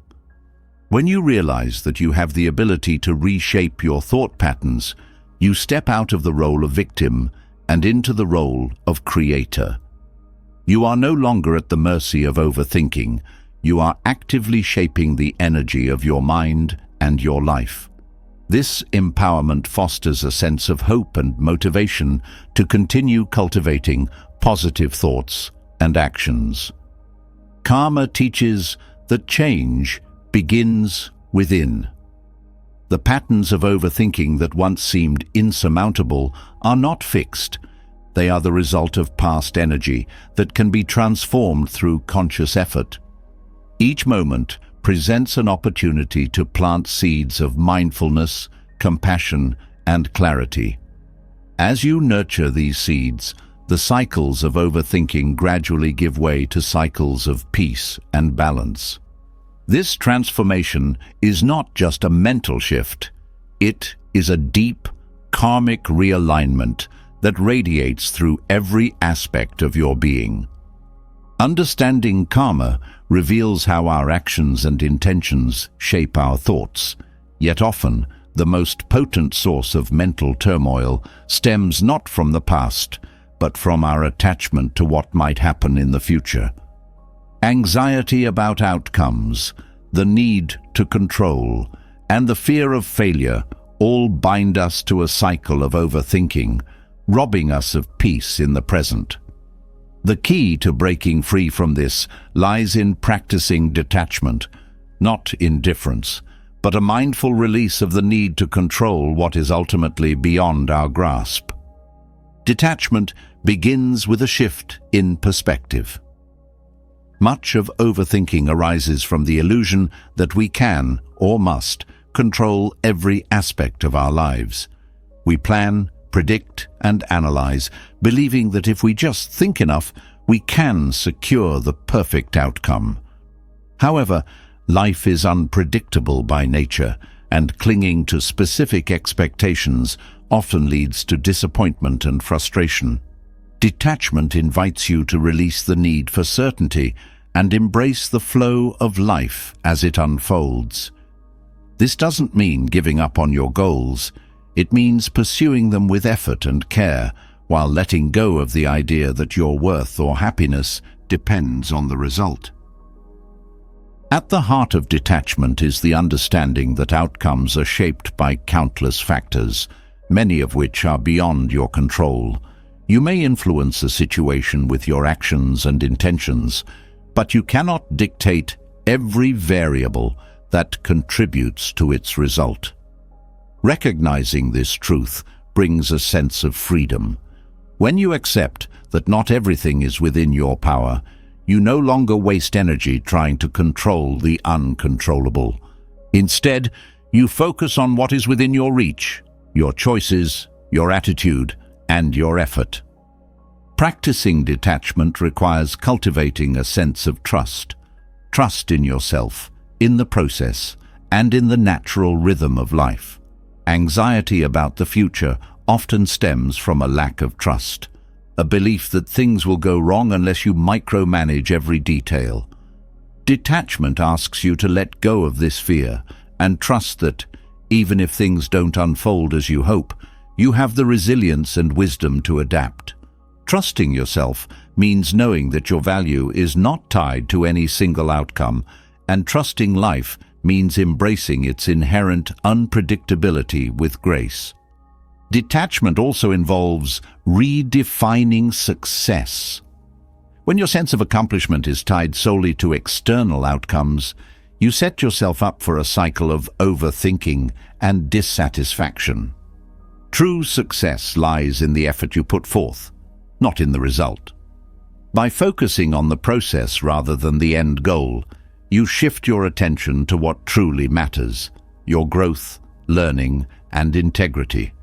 This shift not only reduces anxiety about the future, but also allows you to find fulfillment in the present moment, regardless of the outcome. Mindfulness plays a crucial role in practicing detachment. The mind often races into the future, constructing scenarios and feeding fears about what might happen. Mindfulness anchors you in the present, reminding you that the future exists only as a projection of your thoughts. By bringing your focus back to the here and now, you quiet the mental noise of overthinking and create space for clarity. With this clarity, you can approach the future with intention rather than fear. One way to cultivate detachment is by recognizing the impermanence of outcomes. No result, whether success or failure, lasts forever. Achievements fade, setbacks heal, and life moves forward. When you understand that outcomes are temporary, you stop clinging to them as if they define your worth. This perspective helps you approach life with a sense of balance, neither overly elated by success nor overly disheartened by failure. Detachment from outcomes allows you to navigate life's highs and lows with equanimity. Another practice that supports detachment is gratitude. When you focus on what you have rather than what you lack or hope to gain, you reduce the mental fixation on future uncertainties. Gratitude shifts your attention from what might happen to what is already here, fostering a sense of contentment and reducing the urgency to control outcomes. This doesn't mean ignoring your goals or aspirations. It means approaching them from a place of abundance rather than scarcity. Detachment also requires letting go of the ego's need for validation. Overthinking about the future often stems from a desire to prove yourself, to others, to society, or even to yourself. This need for external validation binds you to specific outcomes, as you view them as evidence of your worth.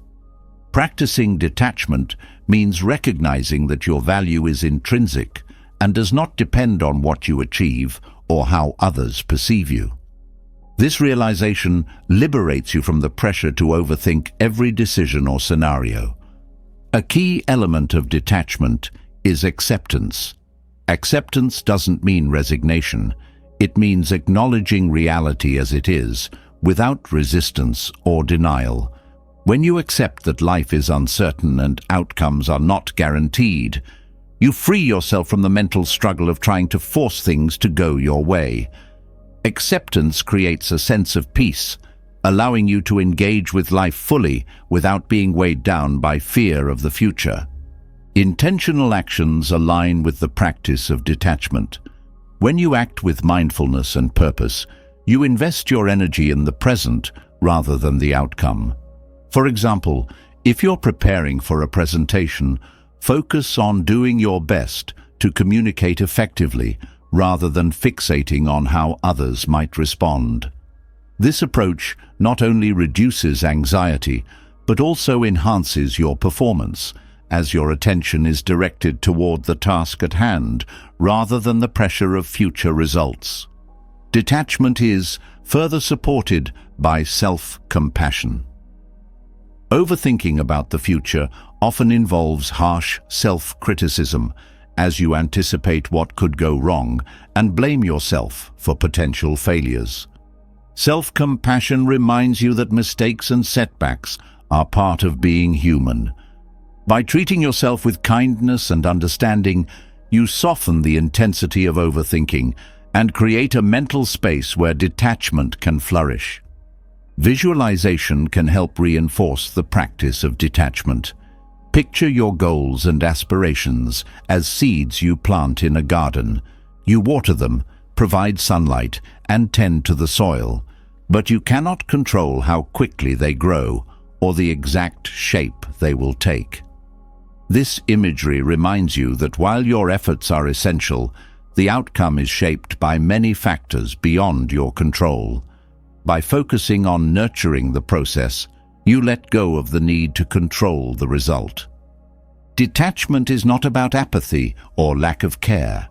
It is about engaging with life fully while releasing the need to cling to specific outcomes.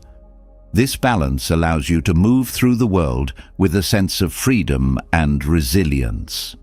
You remain committed to your goals and values, but are not defined or confined by the results. Detachment empowers you to live with purpose and intention, unburdened by the weight of overthinking the future.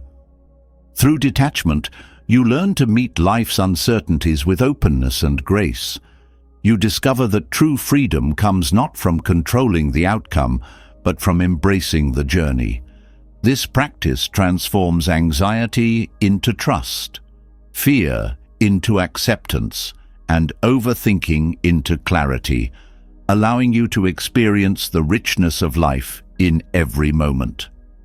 Letting go of attachment to outcomes offers a profound freedom, a way to engage with life wholeheartedly while releasing the need to control every detail. Yet, as the mind learns to let go of its fixation on the future, a question arises. What can take its place? The answer lies in gratitude. Gratitude is not just a fleeting feeling, but a practice that redirects your energy from what is lacking to what is present. It quiets the overactive mind by anchoring it in appreciation, creating a sense of peace that displaces worry and mental clutter. Gratitude shifts your mental focus from problems to blessings. The overactive mind thrives on identifying what's missing, what could go wrong, or what hasn't been achieved. Gratitude interrupts this pattern by drawing your attention to what is already good and whole in your life. It's a conscious decision to notice the small joys, a smile, a kind gesture, the warmth of sunlight, that often go overlooked in the rush of daily life. This shift in perspective doesn't erase challenges, but reframes them within a broader context of abundance and resilience. The practice of gratitude also counteracts the negativity bias of the mind. The human brain is wired to focus on potential threats and problems as a survival mechanism. While this trait was once essential for physical safety, it often manifests today as chronic overthinking and worry. Gratitude rewires this tendency by training your mind to seek out the positive. Over time, this practice creates a mental habit of looking for what's right rather than fixating on what's wrong. quieting the constant chatter of fear and doubt. Expressing gratitude strengthens this shift.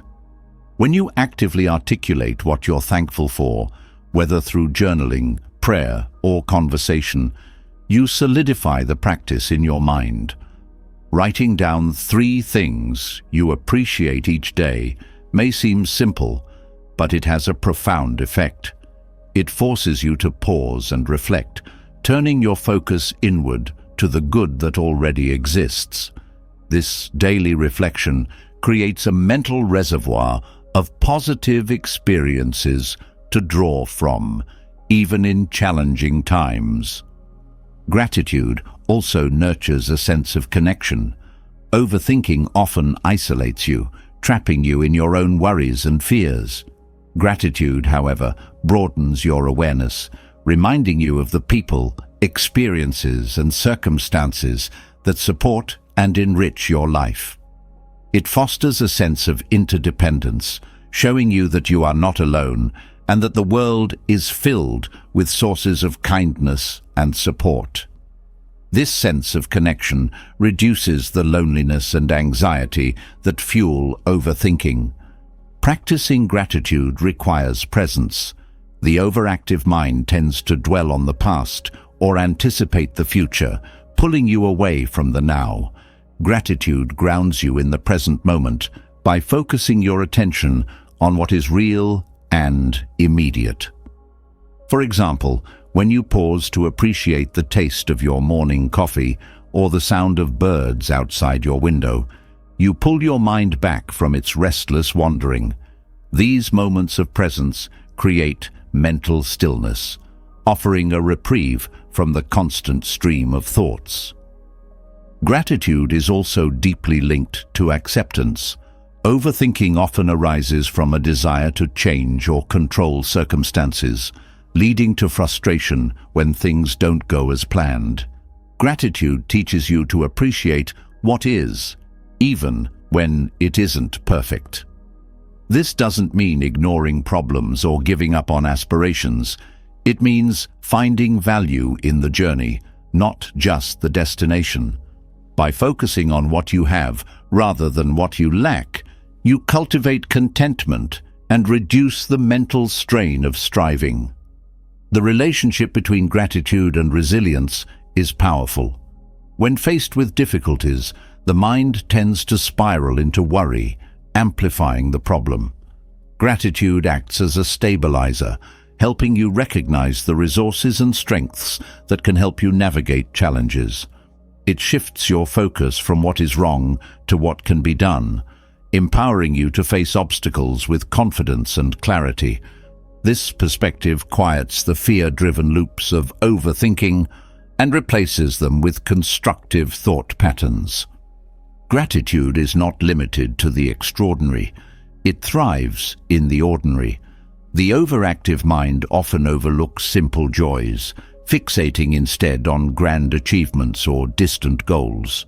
Gratitude reminds you to find beauty and meaning in the small moments, the comfort of a favorite chair, the laughter of a friend, the rhythm of your breath. By valuing these everyday experiences, you create a steady foundation of appreciation that counters the restlessness of overthinking. Practicing gratitude for yourself is equally important. Overthinking often involves harsh self-criticism, replaying perceived mistakes, or questioning your worth. Gratitude toward yourself means acknowledging your efforts, strengths, and growth.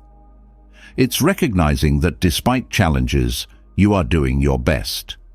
This self-directed gratitude softens the inner critic, creating a more compassionate inner dialogue that quiets unnecessary mental noise. Gratitude also shifts your relationship with time.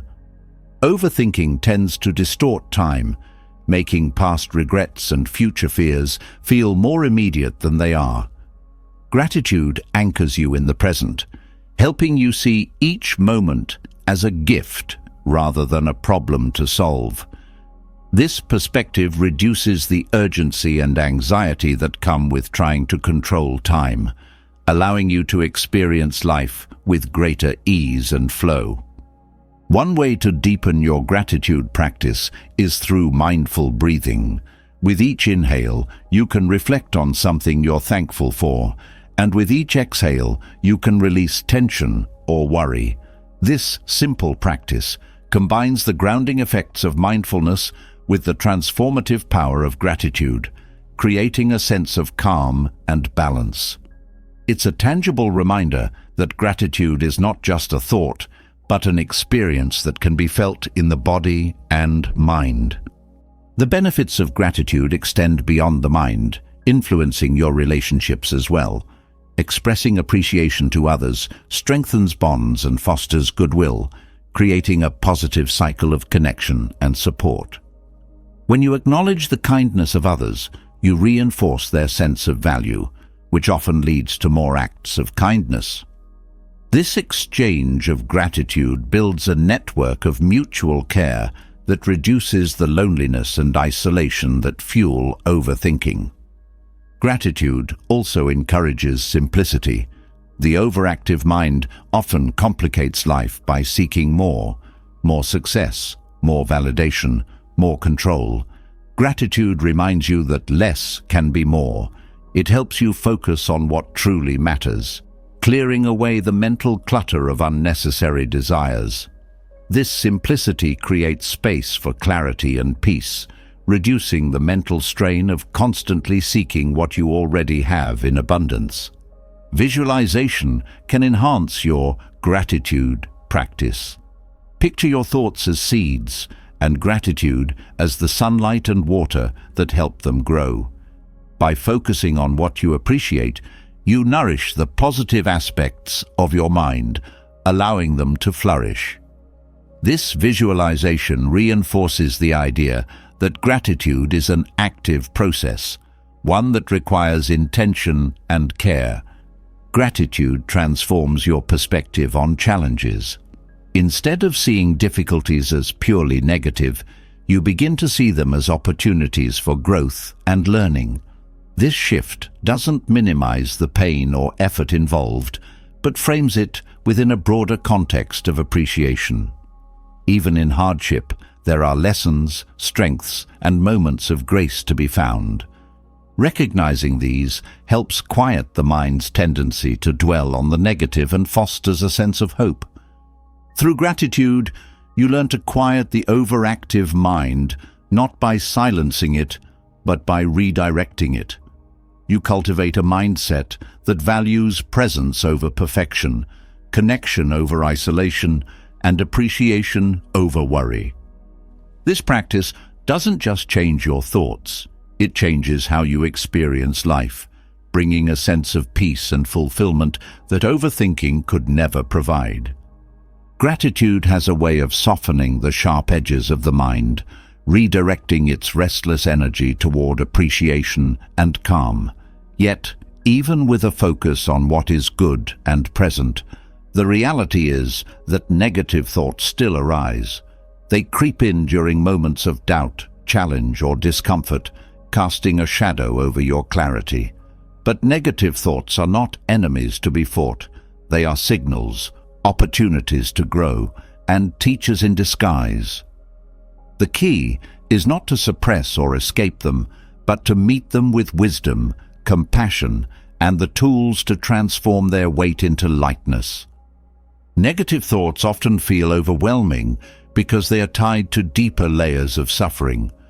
Whether rooted in fear, anger, or regret, they pull you into a loop of emotional distress. The first step in dealing with these thoughts is to recognize their presence without judgment. Often, the initial reaction to a negative thought is resistance or denial, which only strengthens its hold. Instead, by acknowledging the thought as it is, a fleeting mental event, you create space between yourself and the negativity. This space allows you to observe without being consumed, breaking the cycle of overthinking and emotional reactivity. Mindfulness is essential in this process. By bringing your attention to the present moment, you disrupt the patterns of rumination that fuel negative thoughts. When you focus on your breath, the sensations in your body, or the sounds around you, you anchor yourself in reality rather than the stories your mind creates. Mindfulness does not eliminate negative thoughts, but it changes your relationship with them. You learn to see them as passing clouds rather than permanent truths, reducing their power to shape your emotions and actions. Reframing is another powerful tool for transforming negative thoughts. Often, negativity arises from rigid thinking, expectations that life should unfold in a specific way, or that mistakes define your worth. Reframing involves shifting your perspective to see challenges as opportunities for growth, rather than as insurmountable obstacles. For example, a thought like, "I failed and now everything is ruined," can be reframed as, "This experience taught me what doesn't work and how I can improve." This subtle shift in language alters the emotional weight of the thought, making it less daunting and more constructive. Self-compassion is critical when dealing with negative thoughts. The inner critic, which often amplifies negativity, thrives on harsh self-judgment. Practicing self-compassion means treating yourself with the same kindness and understanding you would offer a close friend. Instead of berating yourself for having negative thoughts, acknowledge that they are a natural part of the human experience. Speak to yourself with gentleness, reminding yourself that it's okay to struggle and that you have the strength to navigate these moments.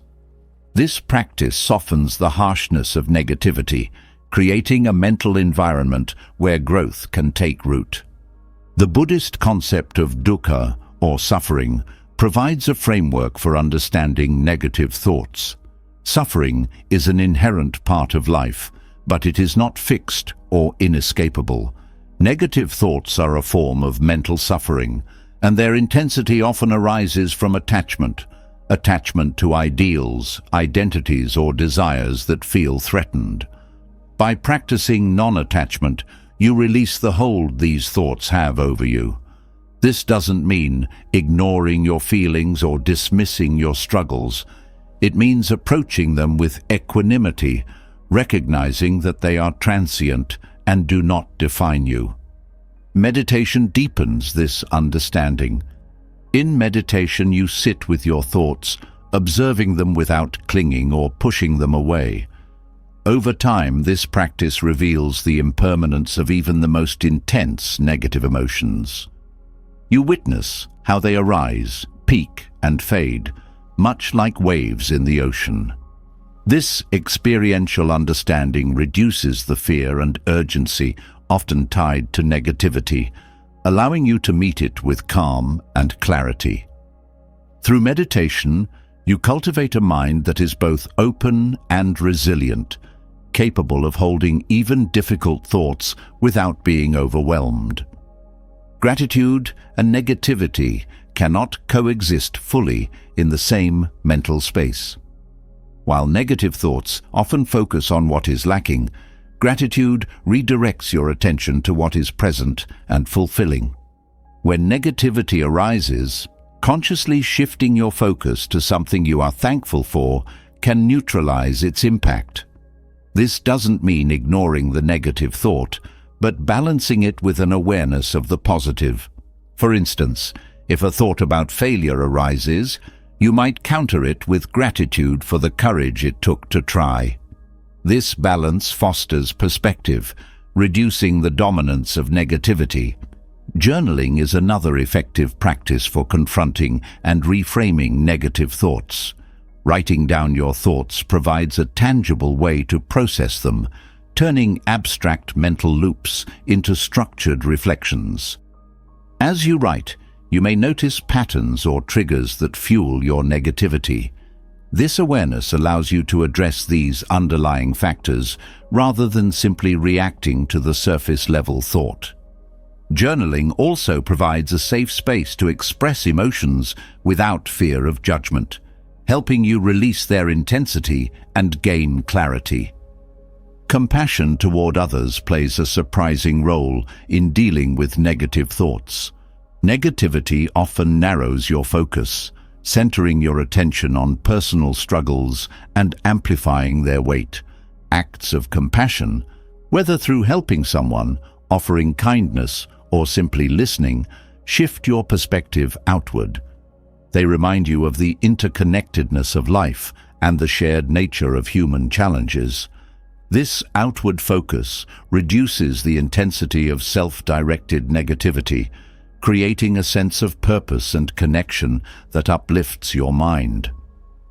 Visualization can further support the transformation of negative thoughts.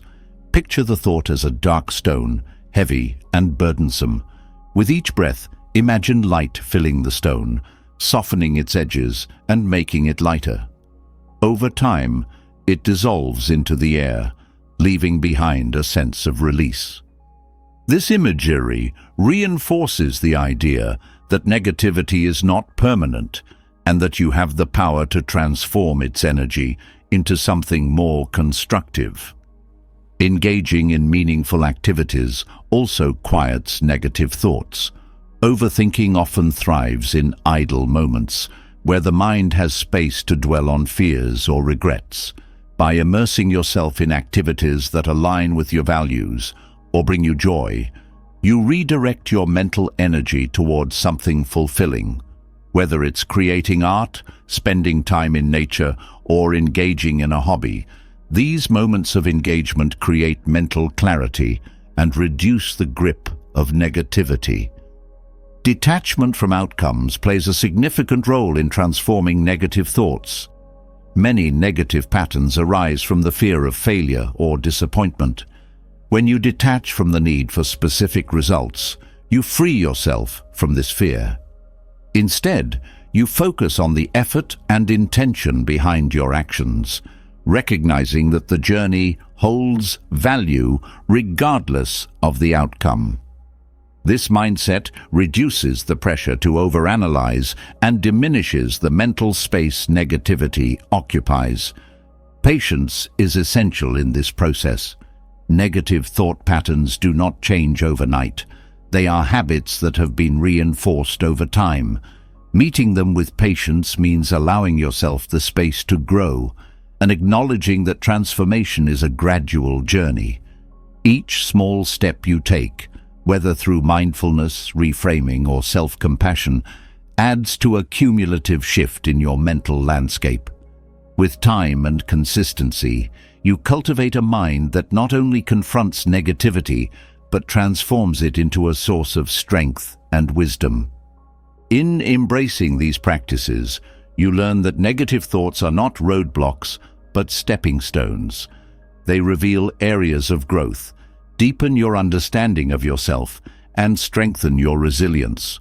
Through mindfulness, compassion, and intentional action, you turn the weight of negativity into a foundation for peace and self-awareness, quieting the overactive mind and allowing space for clarity and light. Negative thoughts, though challenging, can be transformed into opportunities for growth, teaching resilience and compassion when approached with mindfulness. Yet, to maintain this mental clarity and prevent the cycle of overthinking from re-establishing itself, a structured approach is essential.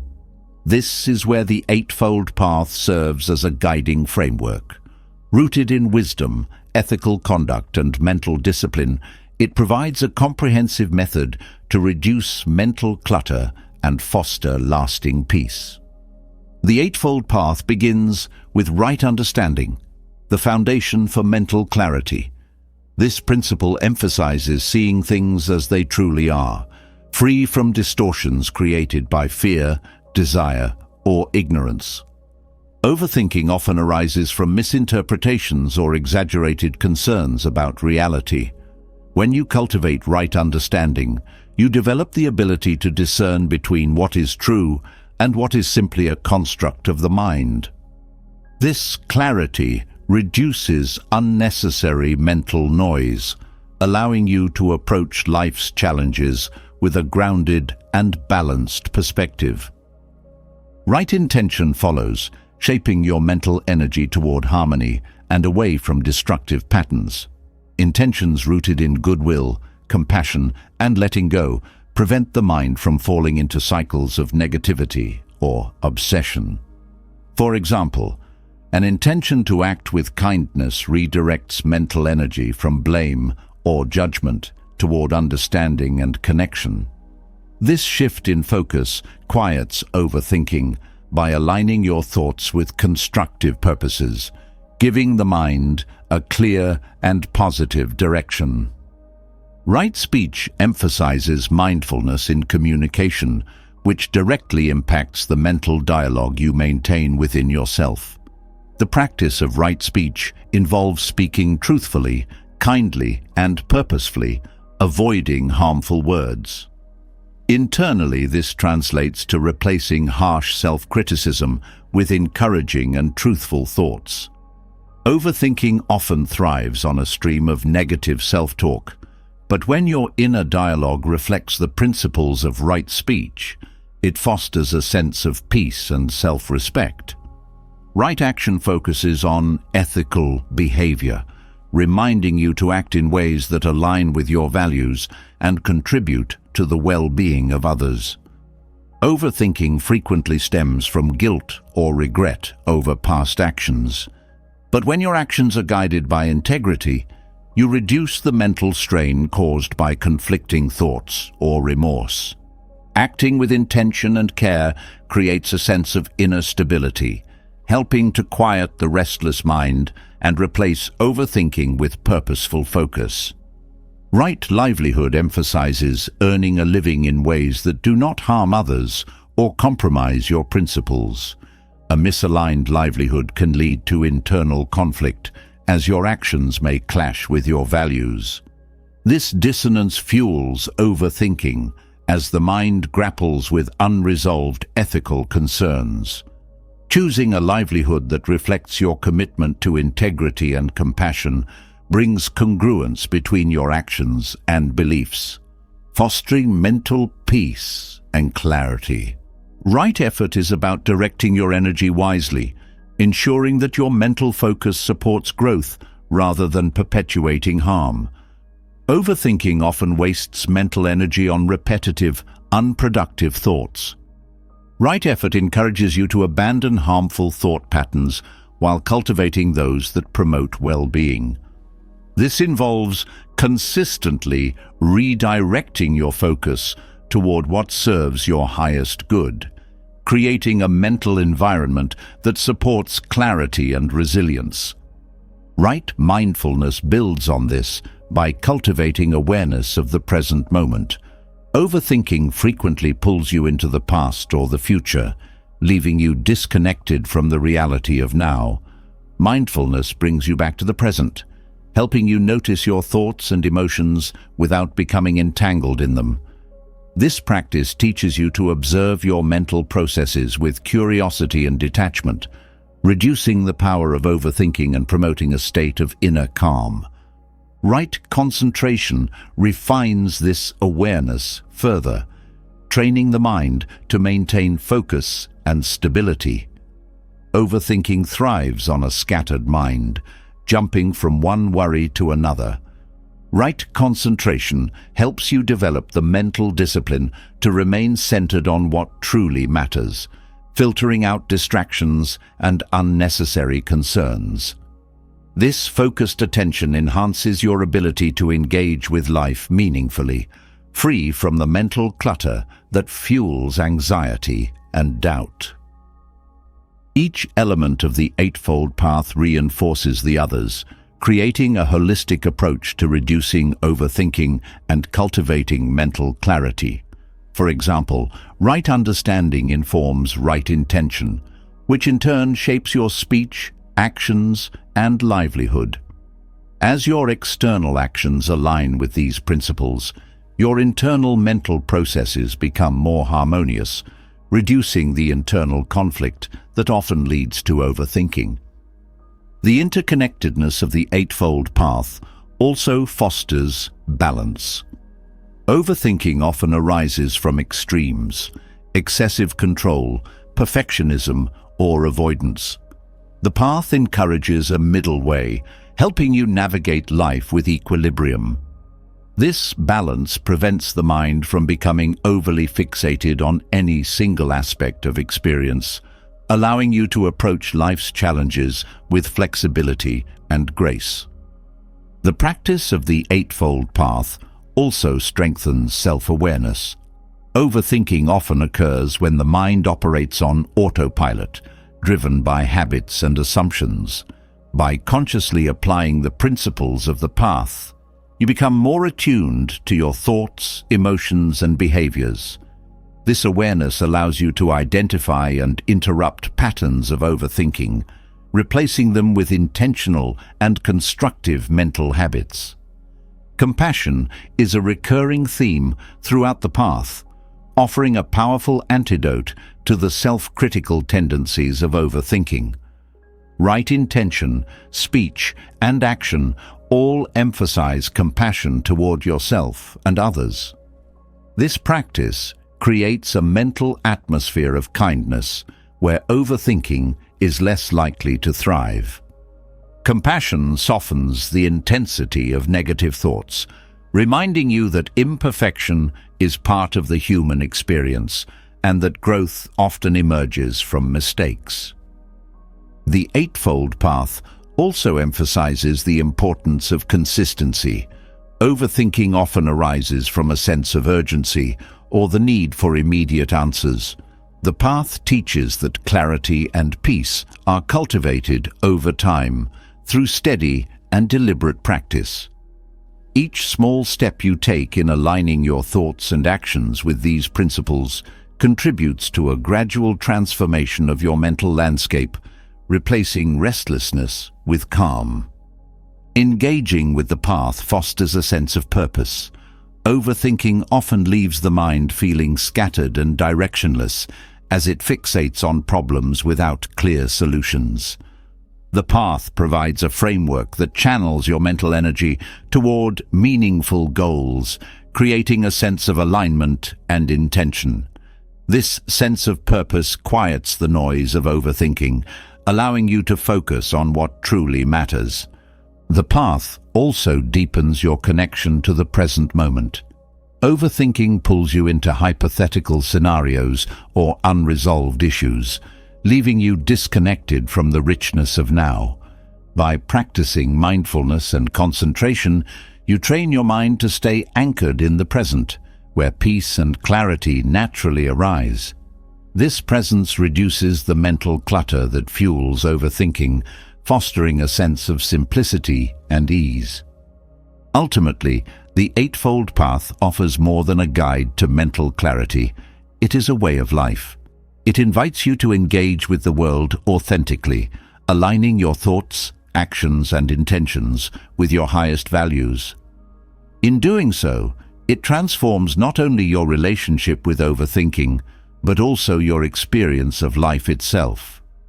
The path teaches that clarity and peace are not destinations to be reached, but practices to be embodied moment by moment. As you walk this path, you discover that the mind, once restless and overburdened, can become a source of stillness, wisdom, and joy. As the Eightfold Path offers a framework for clarity, it also reveals something profound about the nature of the mind.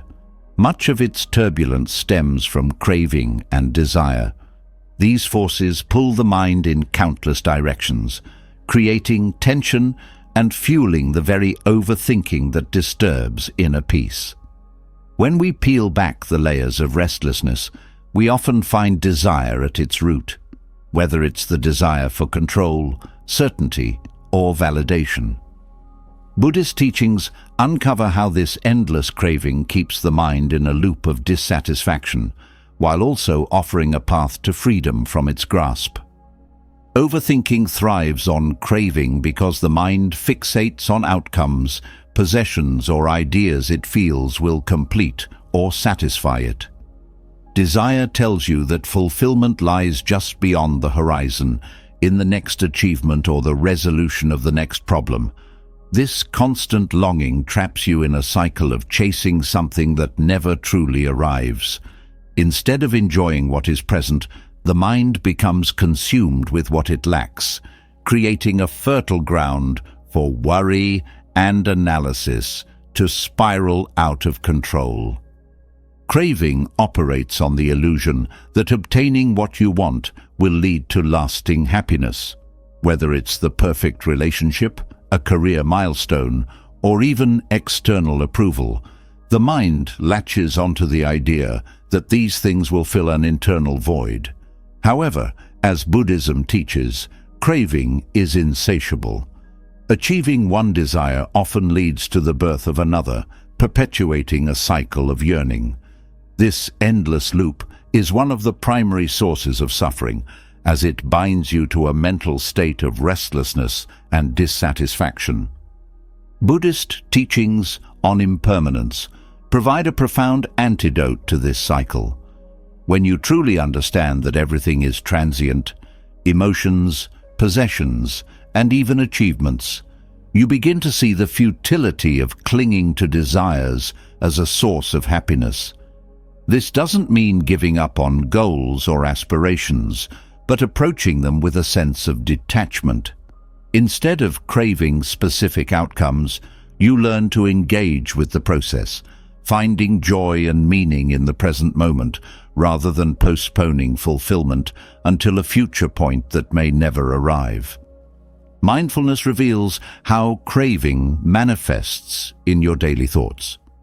Pay attention to how often your mind drifts toward wanting things to be different, wanting more, or wanting to avoid discomfort.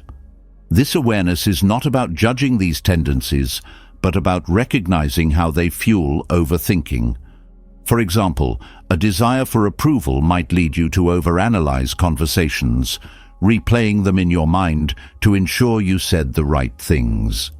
When you notice this pattern, you can pause and gently redirect your attention to the present, breaking the mental loop. Letting go of desire does not mean apathy or indifference. It means releasing the attachment to specific outcomes while fully engaging with life. This balance, often described as the middle way, allows you to pursue goals and relationships with care and effort, but without the weight of craving. When you are no longer fixated on obtaining or controlling, the mind becomes lighter and more focused, reducing the mental chatter that comes from constantly seeking. The practice of non-attachment, central to Buddhist teachings, offers a way to navigate life without being dominated by desire. Non-attachment doesn't mean withdrawing from the world. It means engaging with it fully, without clinging. For instance, you can work toward a promotion with dedication, but if it doesn't materialize, your sense of self-worth remains intact. This mindset reduces the fear of failure and the anxiety that comes from attaching your identity to external markers of success. Compassion is another key to addressing the role of desire in overthinking. Craving often stems from a place of self-centeredness, where the focus is on what you lack or need. Compassion expands your perspective, shifting the focus from yourself to the well-being of others. When you act from a place of compassion, your desires become less about acquiring and more about giving. This shift in intention quiets the mind, replacing restless yearning with a sense of purpose and connection. Gratitude also counters the effects of craving.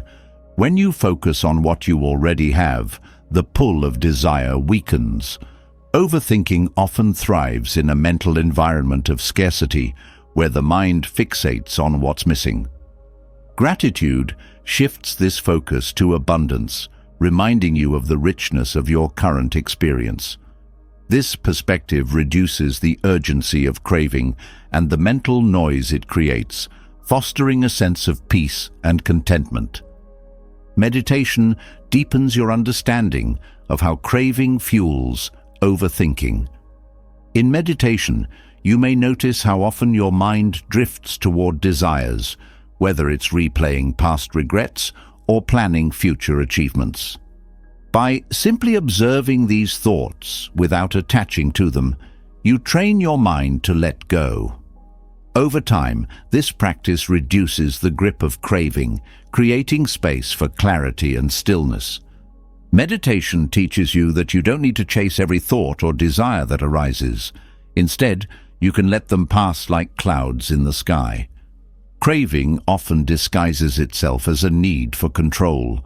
The mind convinces you that if you can just manage every detail, you'll find peace.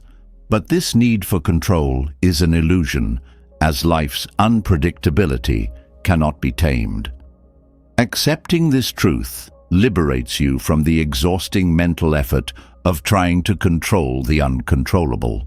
When you release this need, you free yourself from the overthinking that stems from trying to anticipate and manipulate every outcome. The teachings on the Four Noble Truths illuminate how craving underpins much of human suffering. The first truth acknowledges the presence of suffering, while the second identifies craving as its root cause. The third truth offers hope by showing that liberation from this suffering is possible, and the fourth provides the eightfold path as a guide. Together, these teachings remind you that the cycle of craving and overthinking is not inevitable. It can be broken through mindful awareness and intentional action.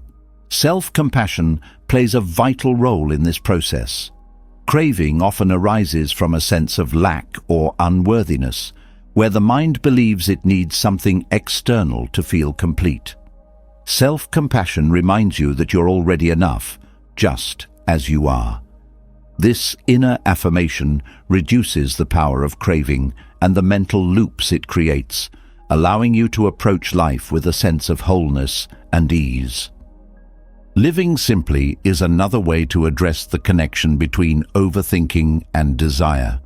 The more you accumulate, whether it's possessions, ambitions, or expectations, the more mental energy is required to maintain and protect them.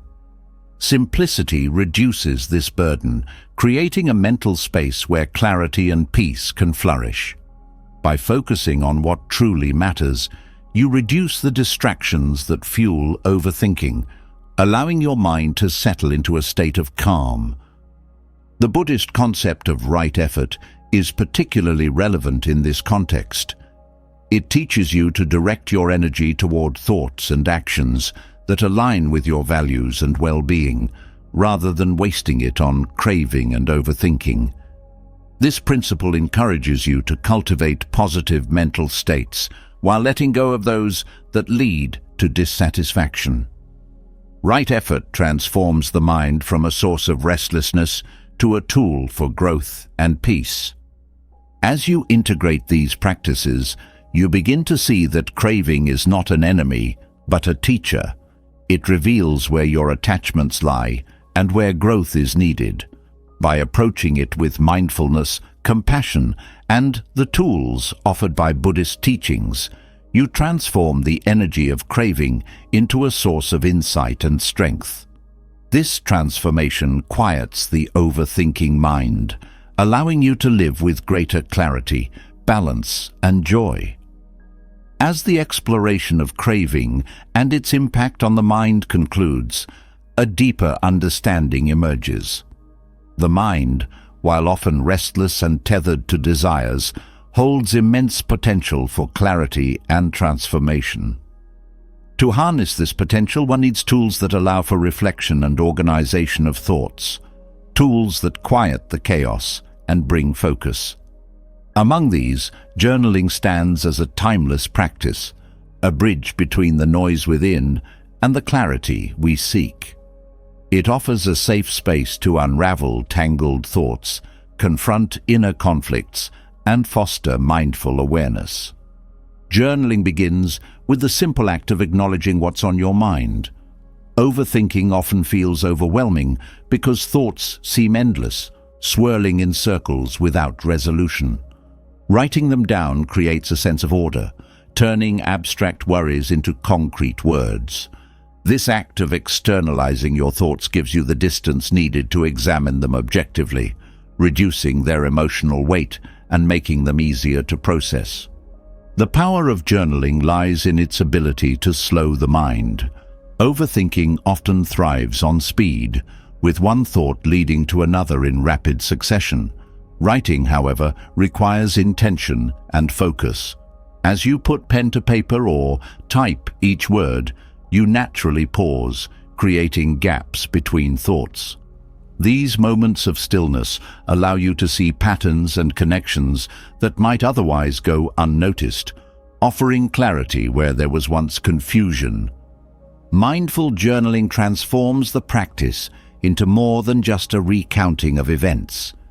It encourages you to write with presence, paying attention not only to what you're expressing, but also to how it feels. This awareness deepens your understanding of your inner world, revealing the emotions and beliefs driving your thoughts. For example, a recurring worry might stem from a fear of failure or a desire for validation. Recognizing these underlying themes is the first step toward addressing them constructively.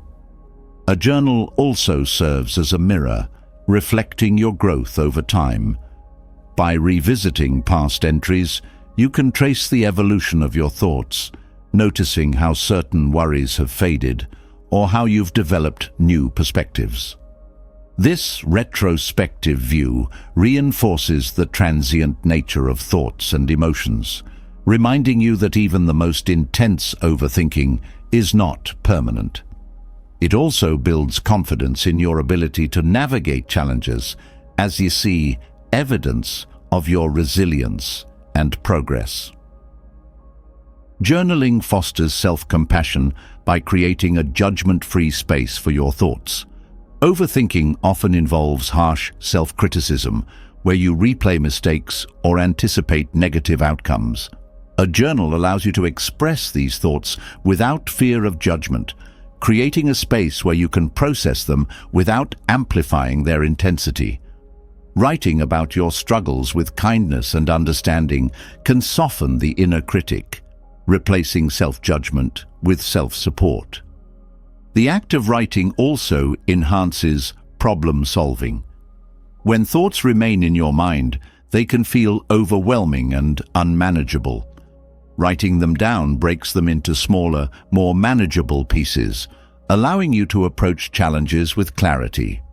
For example, journaling about a difficult decision might reveal specific fears or uncertainties you hadn't identified before. Once these elements are clear, you can address them individually, reducing the mental burden and creating a path forward. Gratitude journaling is a specific practice that shifts your focus from overthinking to appreciation. By listing things you're thankful for, you redirect your attention away from what's wrong or uncertain. This practice not only quiets the overactive mind, but also cultivates a sense of abundance and contentment. Over time, it trains your mind to naturally notice and value the positive aspects of your life, reducing the tendency to dwell on negativity. Journaling can also be a tool for reframing negative thoughts. Writing allows you to challenge unhelpful beliefs and replace them with more constructive perspectives. For instance, if you're overthinking a perceived failure, you can use your journal to explore what you've learned from the experience and how it might contribute to future growth. This reframing process reduces the emotional charge of negative thoughts, helping you move forward with greater confidence and clarity. Visualization through journaling is another powerful technique. Instead of simply writing about what worries you, you can describe how you would like to feel or the outcomes you hope to achieve.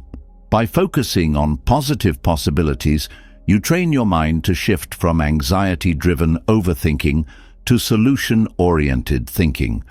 This practice reinforces a sense of agency and optimism, empowering you to approach challenges with a constructive mindset. Journaling also creates a sense of routine and stability. Overthinking often arises during moments of uncertainty or change when the mind seeks control. Establishing a regular journaling practice provides a grounding ritual, offering a sense of consistency amidst life's unpredictability. This routine becomes a touchstone, a reliable space where you can process your thoughts and regain balance. Expressive writing, a form of journaling that focuses on emotions, can be particularly effective for processing difficult experiences. By writing about how you feel, you release pent-up emotions that might otherwise fuel overthinking. This release not only lightens your mental load, but also helps you gain clarity about your emotional responses, enabling you to address them in a healthy and mindful way. The physical act of journaling, whether through writing by hand or typing, also engages your senses, creating a tactile connection to your thoughts. This sensory engagement helps anchor you in the present moment, reducing the tendency for your mind to wander into past regrets or future worries. It transforms journaling into a mindfulness practice, where each word written becomes an opportunity to center yourself and reconnect with the here and now. A journal can also serve as a space for setting intentions. Overthinking often focuses on what could go wrong, creating a sense of helplessness. By using your journal to articulate your intentions and the steps you can take toward them, you shift your focus from worry to action. This intentional approach fosters a sense of empowerment, reminding you that you have the ability to influence your circumstances. Journaling fosters self-awareness by helping you identify triggers and patterns in your overthinking. For example, you might notice that certain situations consistently lead to spiraling thoughts, or that specific beliefs underlie your worries. This awareness allows you to address these triggers proactively, whether through mindfulness, reframing, or other strategies. It equips you with the tools to interrupt the cycle of overthinking before it takes hold. The flexibility of journaling makes it a versatile tool for thought management. Whether you prefer structured prompts, free writing, or guided reflections, the practice can be tailored to meet your needs. This adaptability ensures that journaling remains a supportive and accessible tool, regardless of where you are on your journey toward mental clarity. As you continue to engage with your journal, you may notice a gradual shift in your relationship with your thoughts. What once felt overwhelming or chaotic becomes more manageable and clear. The practice of journaling transforms the act of thinking into a mindful exploration, turning overthinking into a pathway for growth and understanding. Through this simple yet profound practice, you create a mental space where clarity, peace, and self-awareness can flourish. Journaling fosters self-awareness and clarity, providing a pathway to disentangle thoughts and confront inner conflicts. But even with this clarity, the mind often craves a deeper sense of warmth and connection, especially when dealing with the relentless currents of self-criticism and emotional turbulence. This is where loving-kindness meditation, or metta, becomes transformative. Rooted in compassion, this practice extends kindness to yourself and others, soothing agitation and fostering a profound inner calm that transcends fleeting emotions. Loving kindness. Meditation begins with cultivating kindness toward yourself. Often the mind is harshest when it turns inward, replaying mistakes, regrets, or perceived shortcomings. By intentionally repeating phrases such as, "May I be happy," "May I be healthy," "May I live with ease," you plant seeds of compassion within your mind.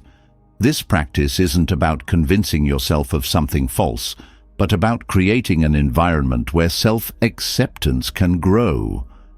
As these affirmations take root, they soften the inner critic, replacing harsh judgments with a gentler understanding of your imperfections. Extending compassion to yourself has a ripple effect. When you are kind to yourself, your capacity for understanding and patience grows, allowing you to navigate life's challenges without being overwhelmed. Overthinking often stems from an internal struggle, an inability to reconcile your actions with your expectations. Loving kindness. Meditation dissolves this struggle by encouraging you to approach yourself with the same care you would offer a close friend. This shift not only reduces mental agitation, but also creates a foundation for authentic peace. As the practice deepens, the circle of compassion expands outward. From self-compassion, you extend kindness to loved ones, acquaintances, and even those with whom you have conflict. Repeating phrases such as, "May they be happy," "May they be free from suffering," helps dissolve feelings of anger or resentment. These emotions, if left unchecked, often fuel overthinking, as the mind replays grievances or anticipates future confrontations. Loving kindness. Meditation interrupts this cycle, replacing resentment with a sense of connection and understanding. Focusing on others during metta practice also redirects the mind from self-centered worries. Overthinking often narrows your perspective, creating a loop of concerns about your own experiences. When you shift your focus to the well-being of others, you step outside this loop, seeing the world through a broader lens. This outward focus reduces the intensity of your mental chatter, reminding you of the shared nature of human challenges and the interconnectedness of all beings. The physical effects of loving-kindness meditation are equally profound. Studies have shown that regular metta practice can lower stress levels, reduce symptoms of anxiety, and even improve heart health. These benefits arise because the practice activates the parasympathetic nervous system, signaling the body to relax and release tension. This physical relaxation complements the mental calm that metta fosters, creating a holistic sense of well-being that counters the strain of overthinking. Metta meditation also reshapes your relationship with difficult emotions. Feelings of anger, jealousy, or frustration often amplify mental agitation, pulling you into cycles of overthinking. Loving kindness. Meditation doesn't suppress these emotions, but transforms them. By extending compassion to yourself and others, you shift the emotional energy from conflict to connection, allowing difficult feelings to dissolve naturally. This transformation creates a sense of emotional resilience, helping you face life's challenges with greater ease. One of the most transformative aspects of metta is its ability to foster forgiveness. Holding on to past grievances often fuels overthinking, as the mind replays scenarios in search of resolution. Loving kindness. Meditation encourages you to release this burden, offering forgiveness not only to others, but also to yourself. This act of letting go doesn't erase the past, but changes your relationship with it, freeing your mind from the weight of unresolved conflicts and creating space for peace. The simplicity of metta practice makes it accessible to anyone, regardless of experience with meditation. Whether sitting in silence or repeating phrases during a daily walk, the practice invites you to connect with your innate capacity for kindness. This accessibility ensures that metta can become a consistent part of your routine, offering a reliable tool for calming the mind and fostering inner harmony. Loving kindness. Meditation also deepens your understanding of impermanence. By focusing on the shared experiences of joy and suffering among all beings, you recognize the transient nature of emotions and situations.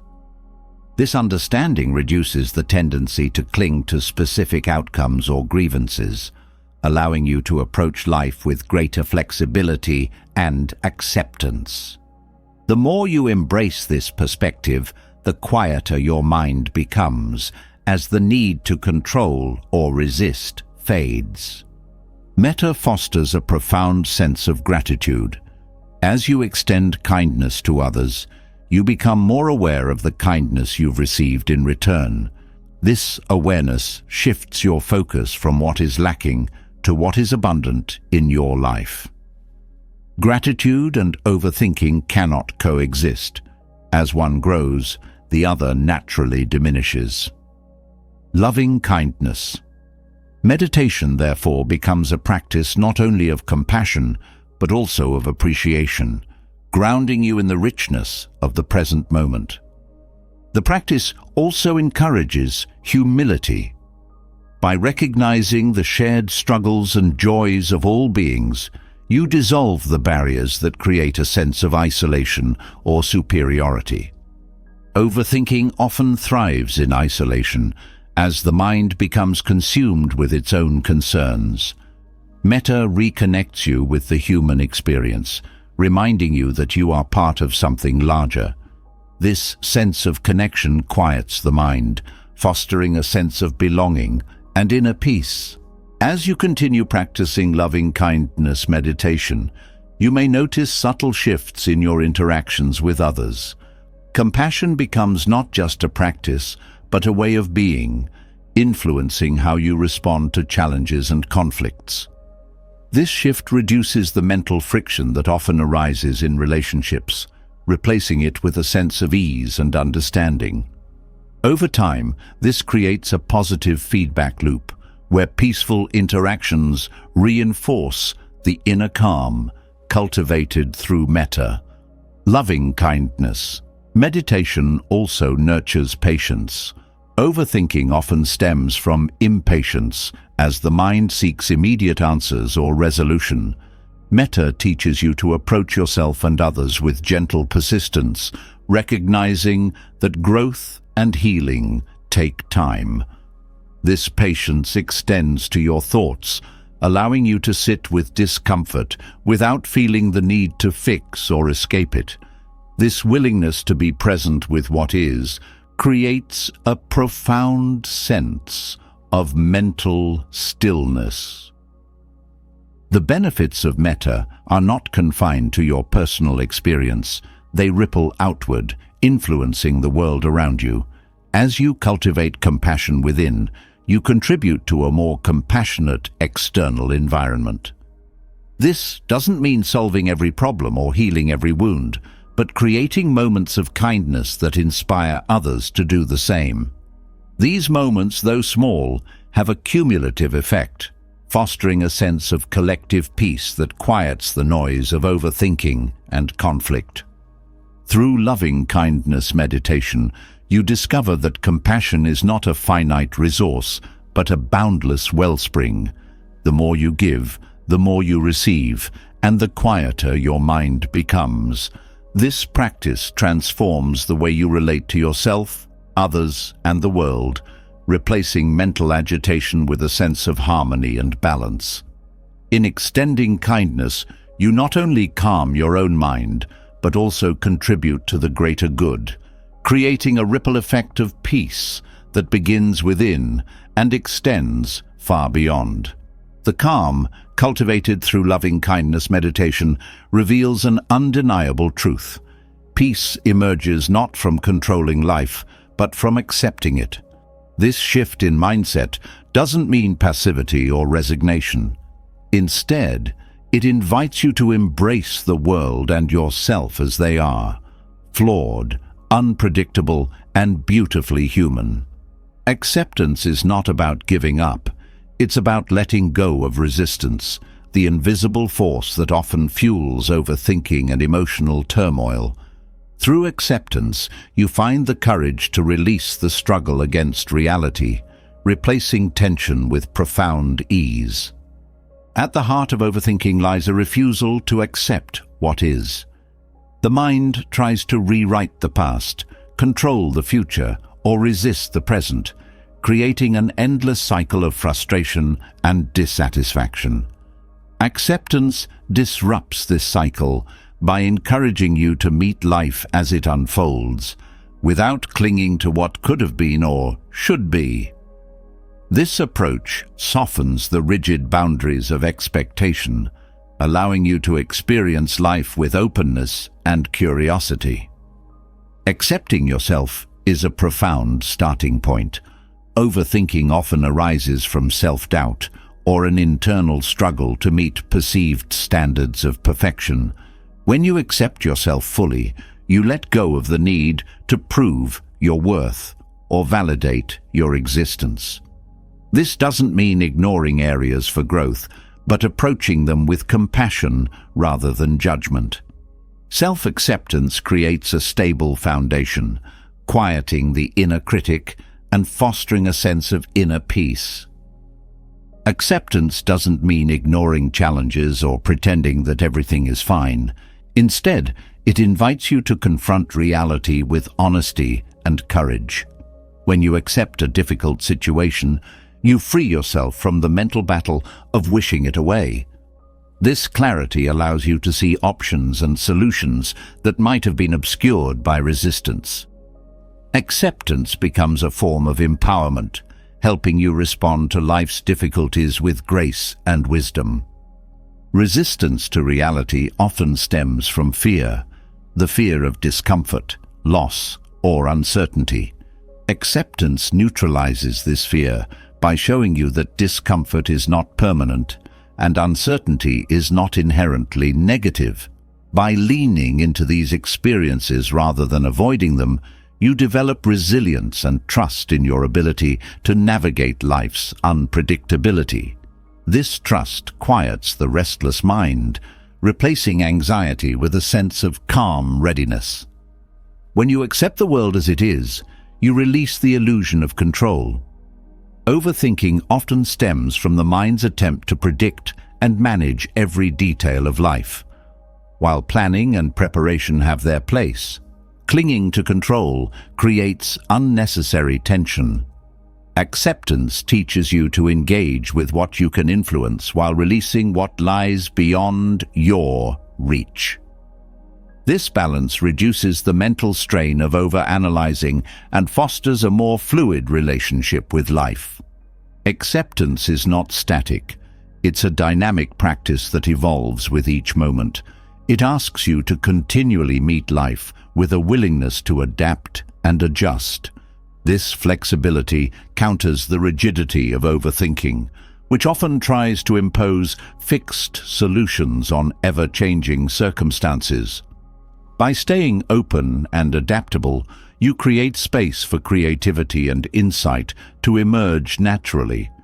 Embracing acceptance also strengthens your relationships.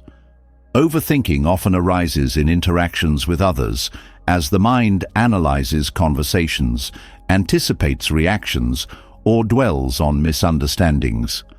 Acceptance encourages you to meet people as they are, without trying to change or control them.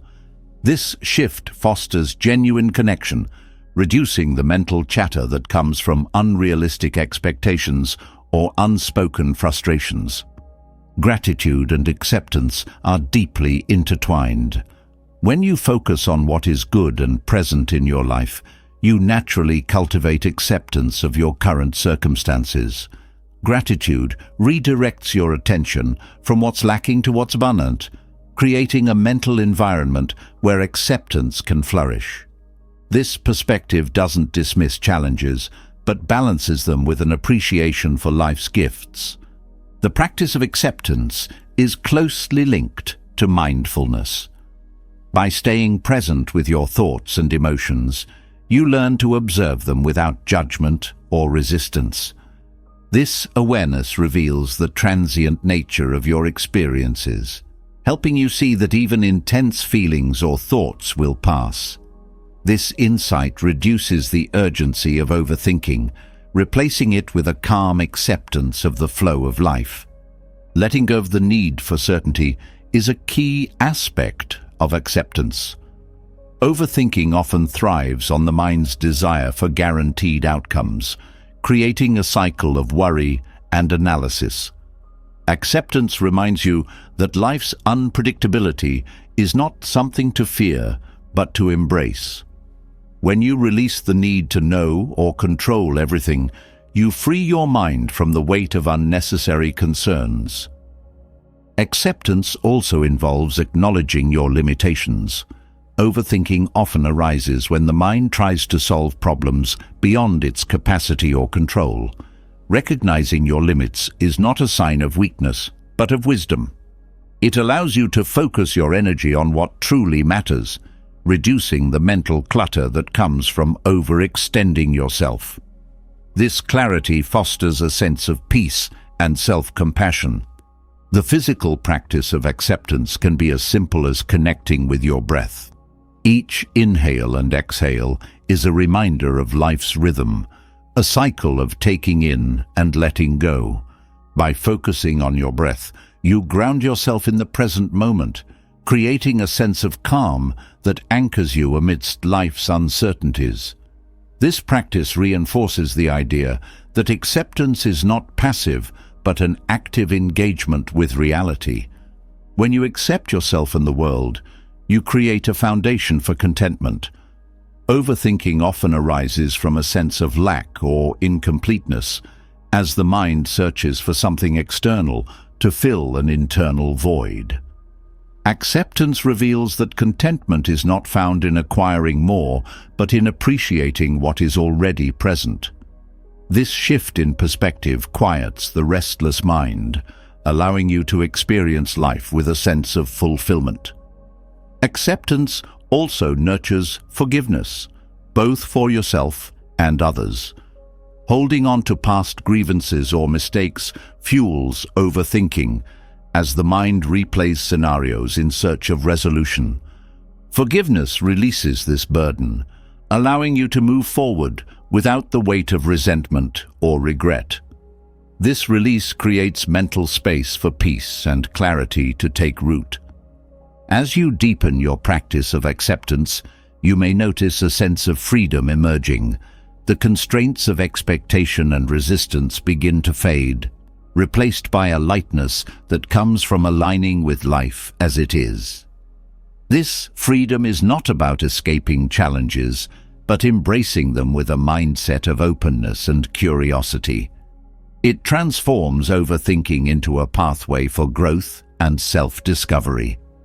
The joy of letting be is not confined to grand gestures or profound realizations. It is found in the small moments of presence, the quiet acceptance of a fleeting thought, or the gentle release of a worry. These moments, though subtle, accumulate into a profound shift in how you experience life. They reveal that peace is not something you chase, but something you allow, not a destination, but a way of being.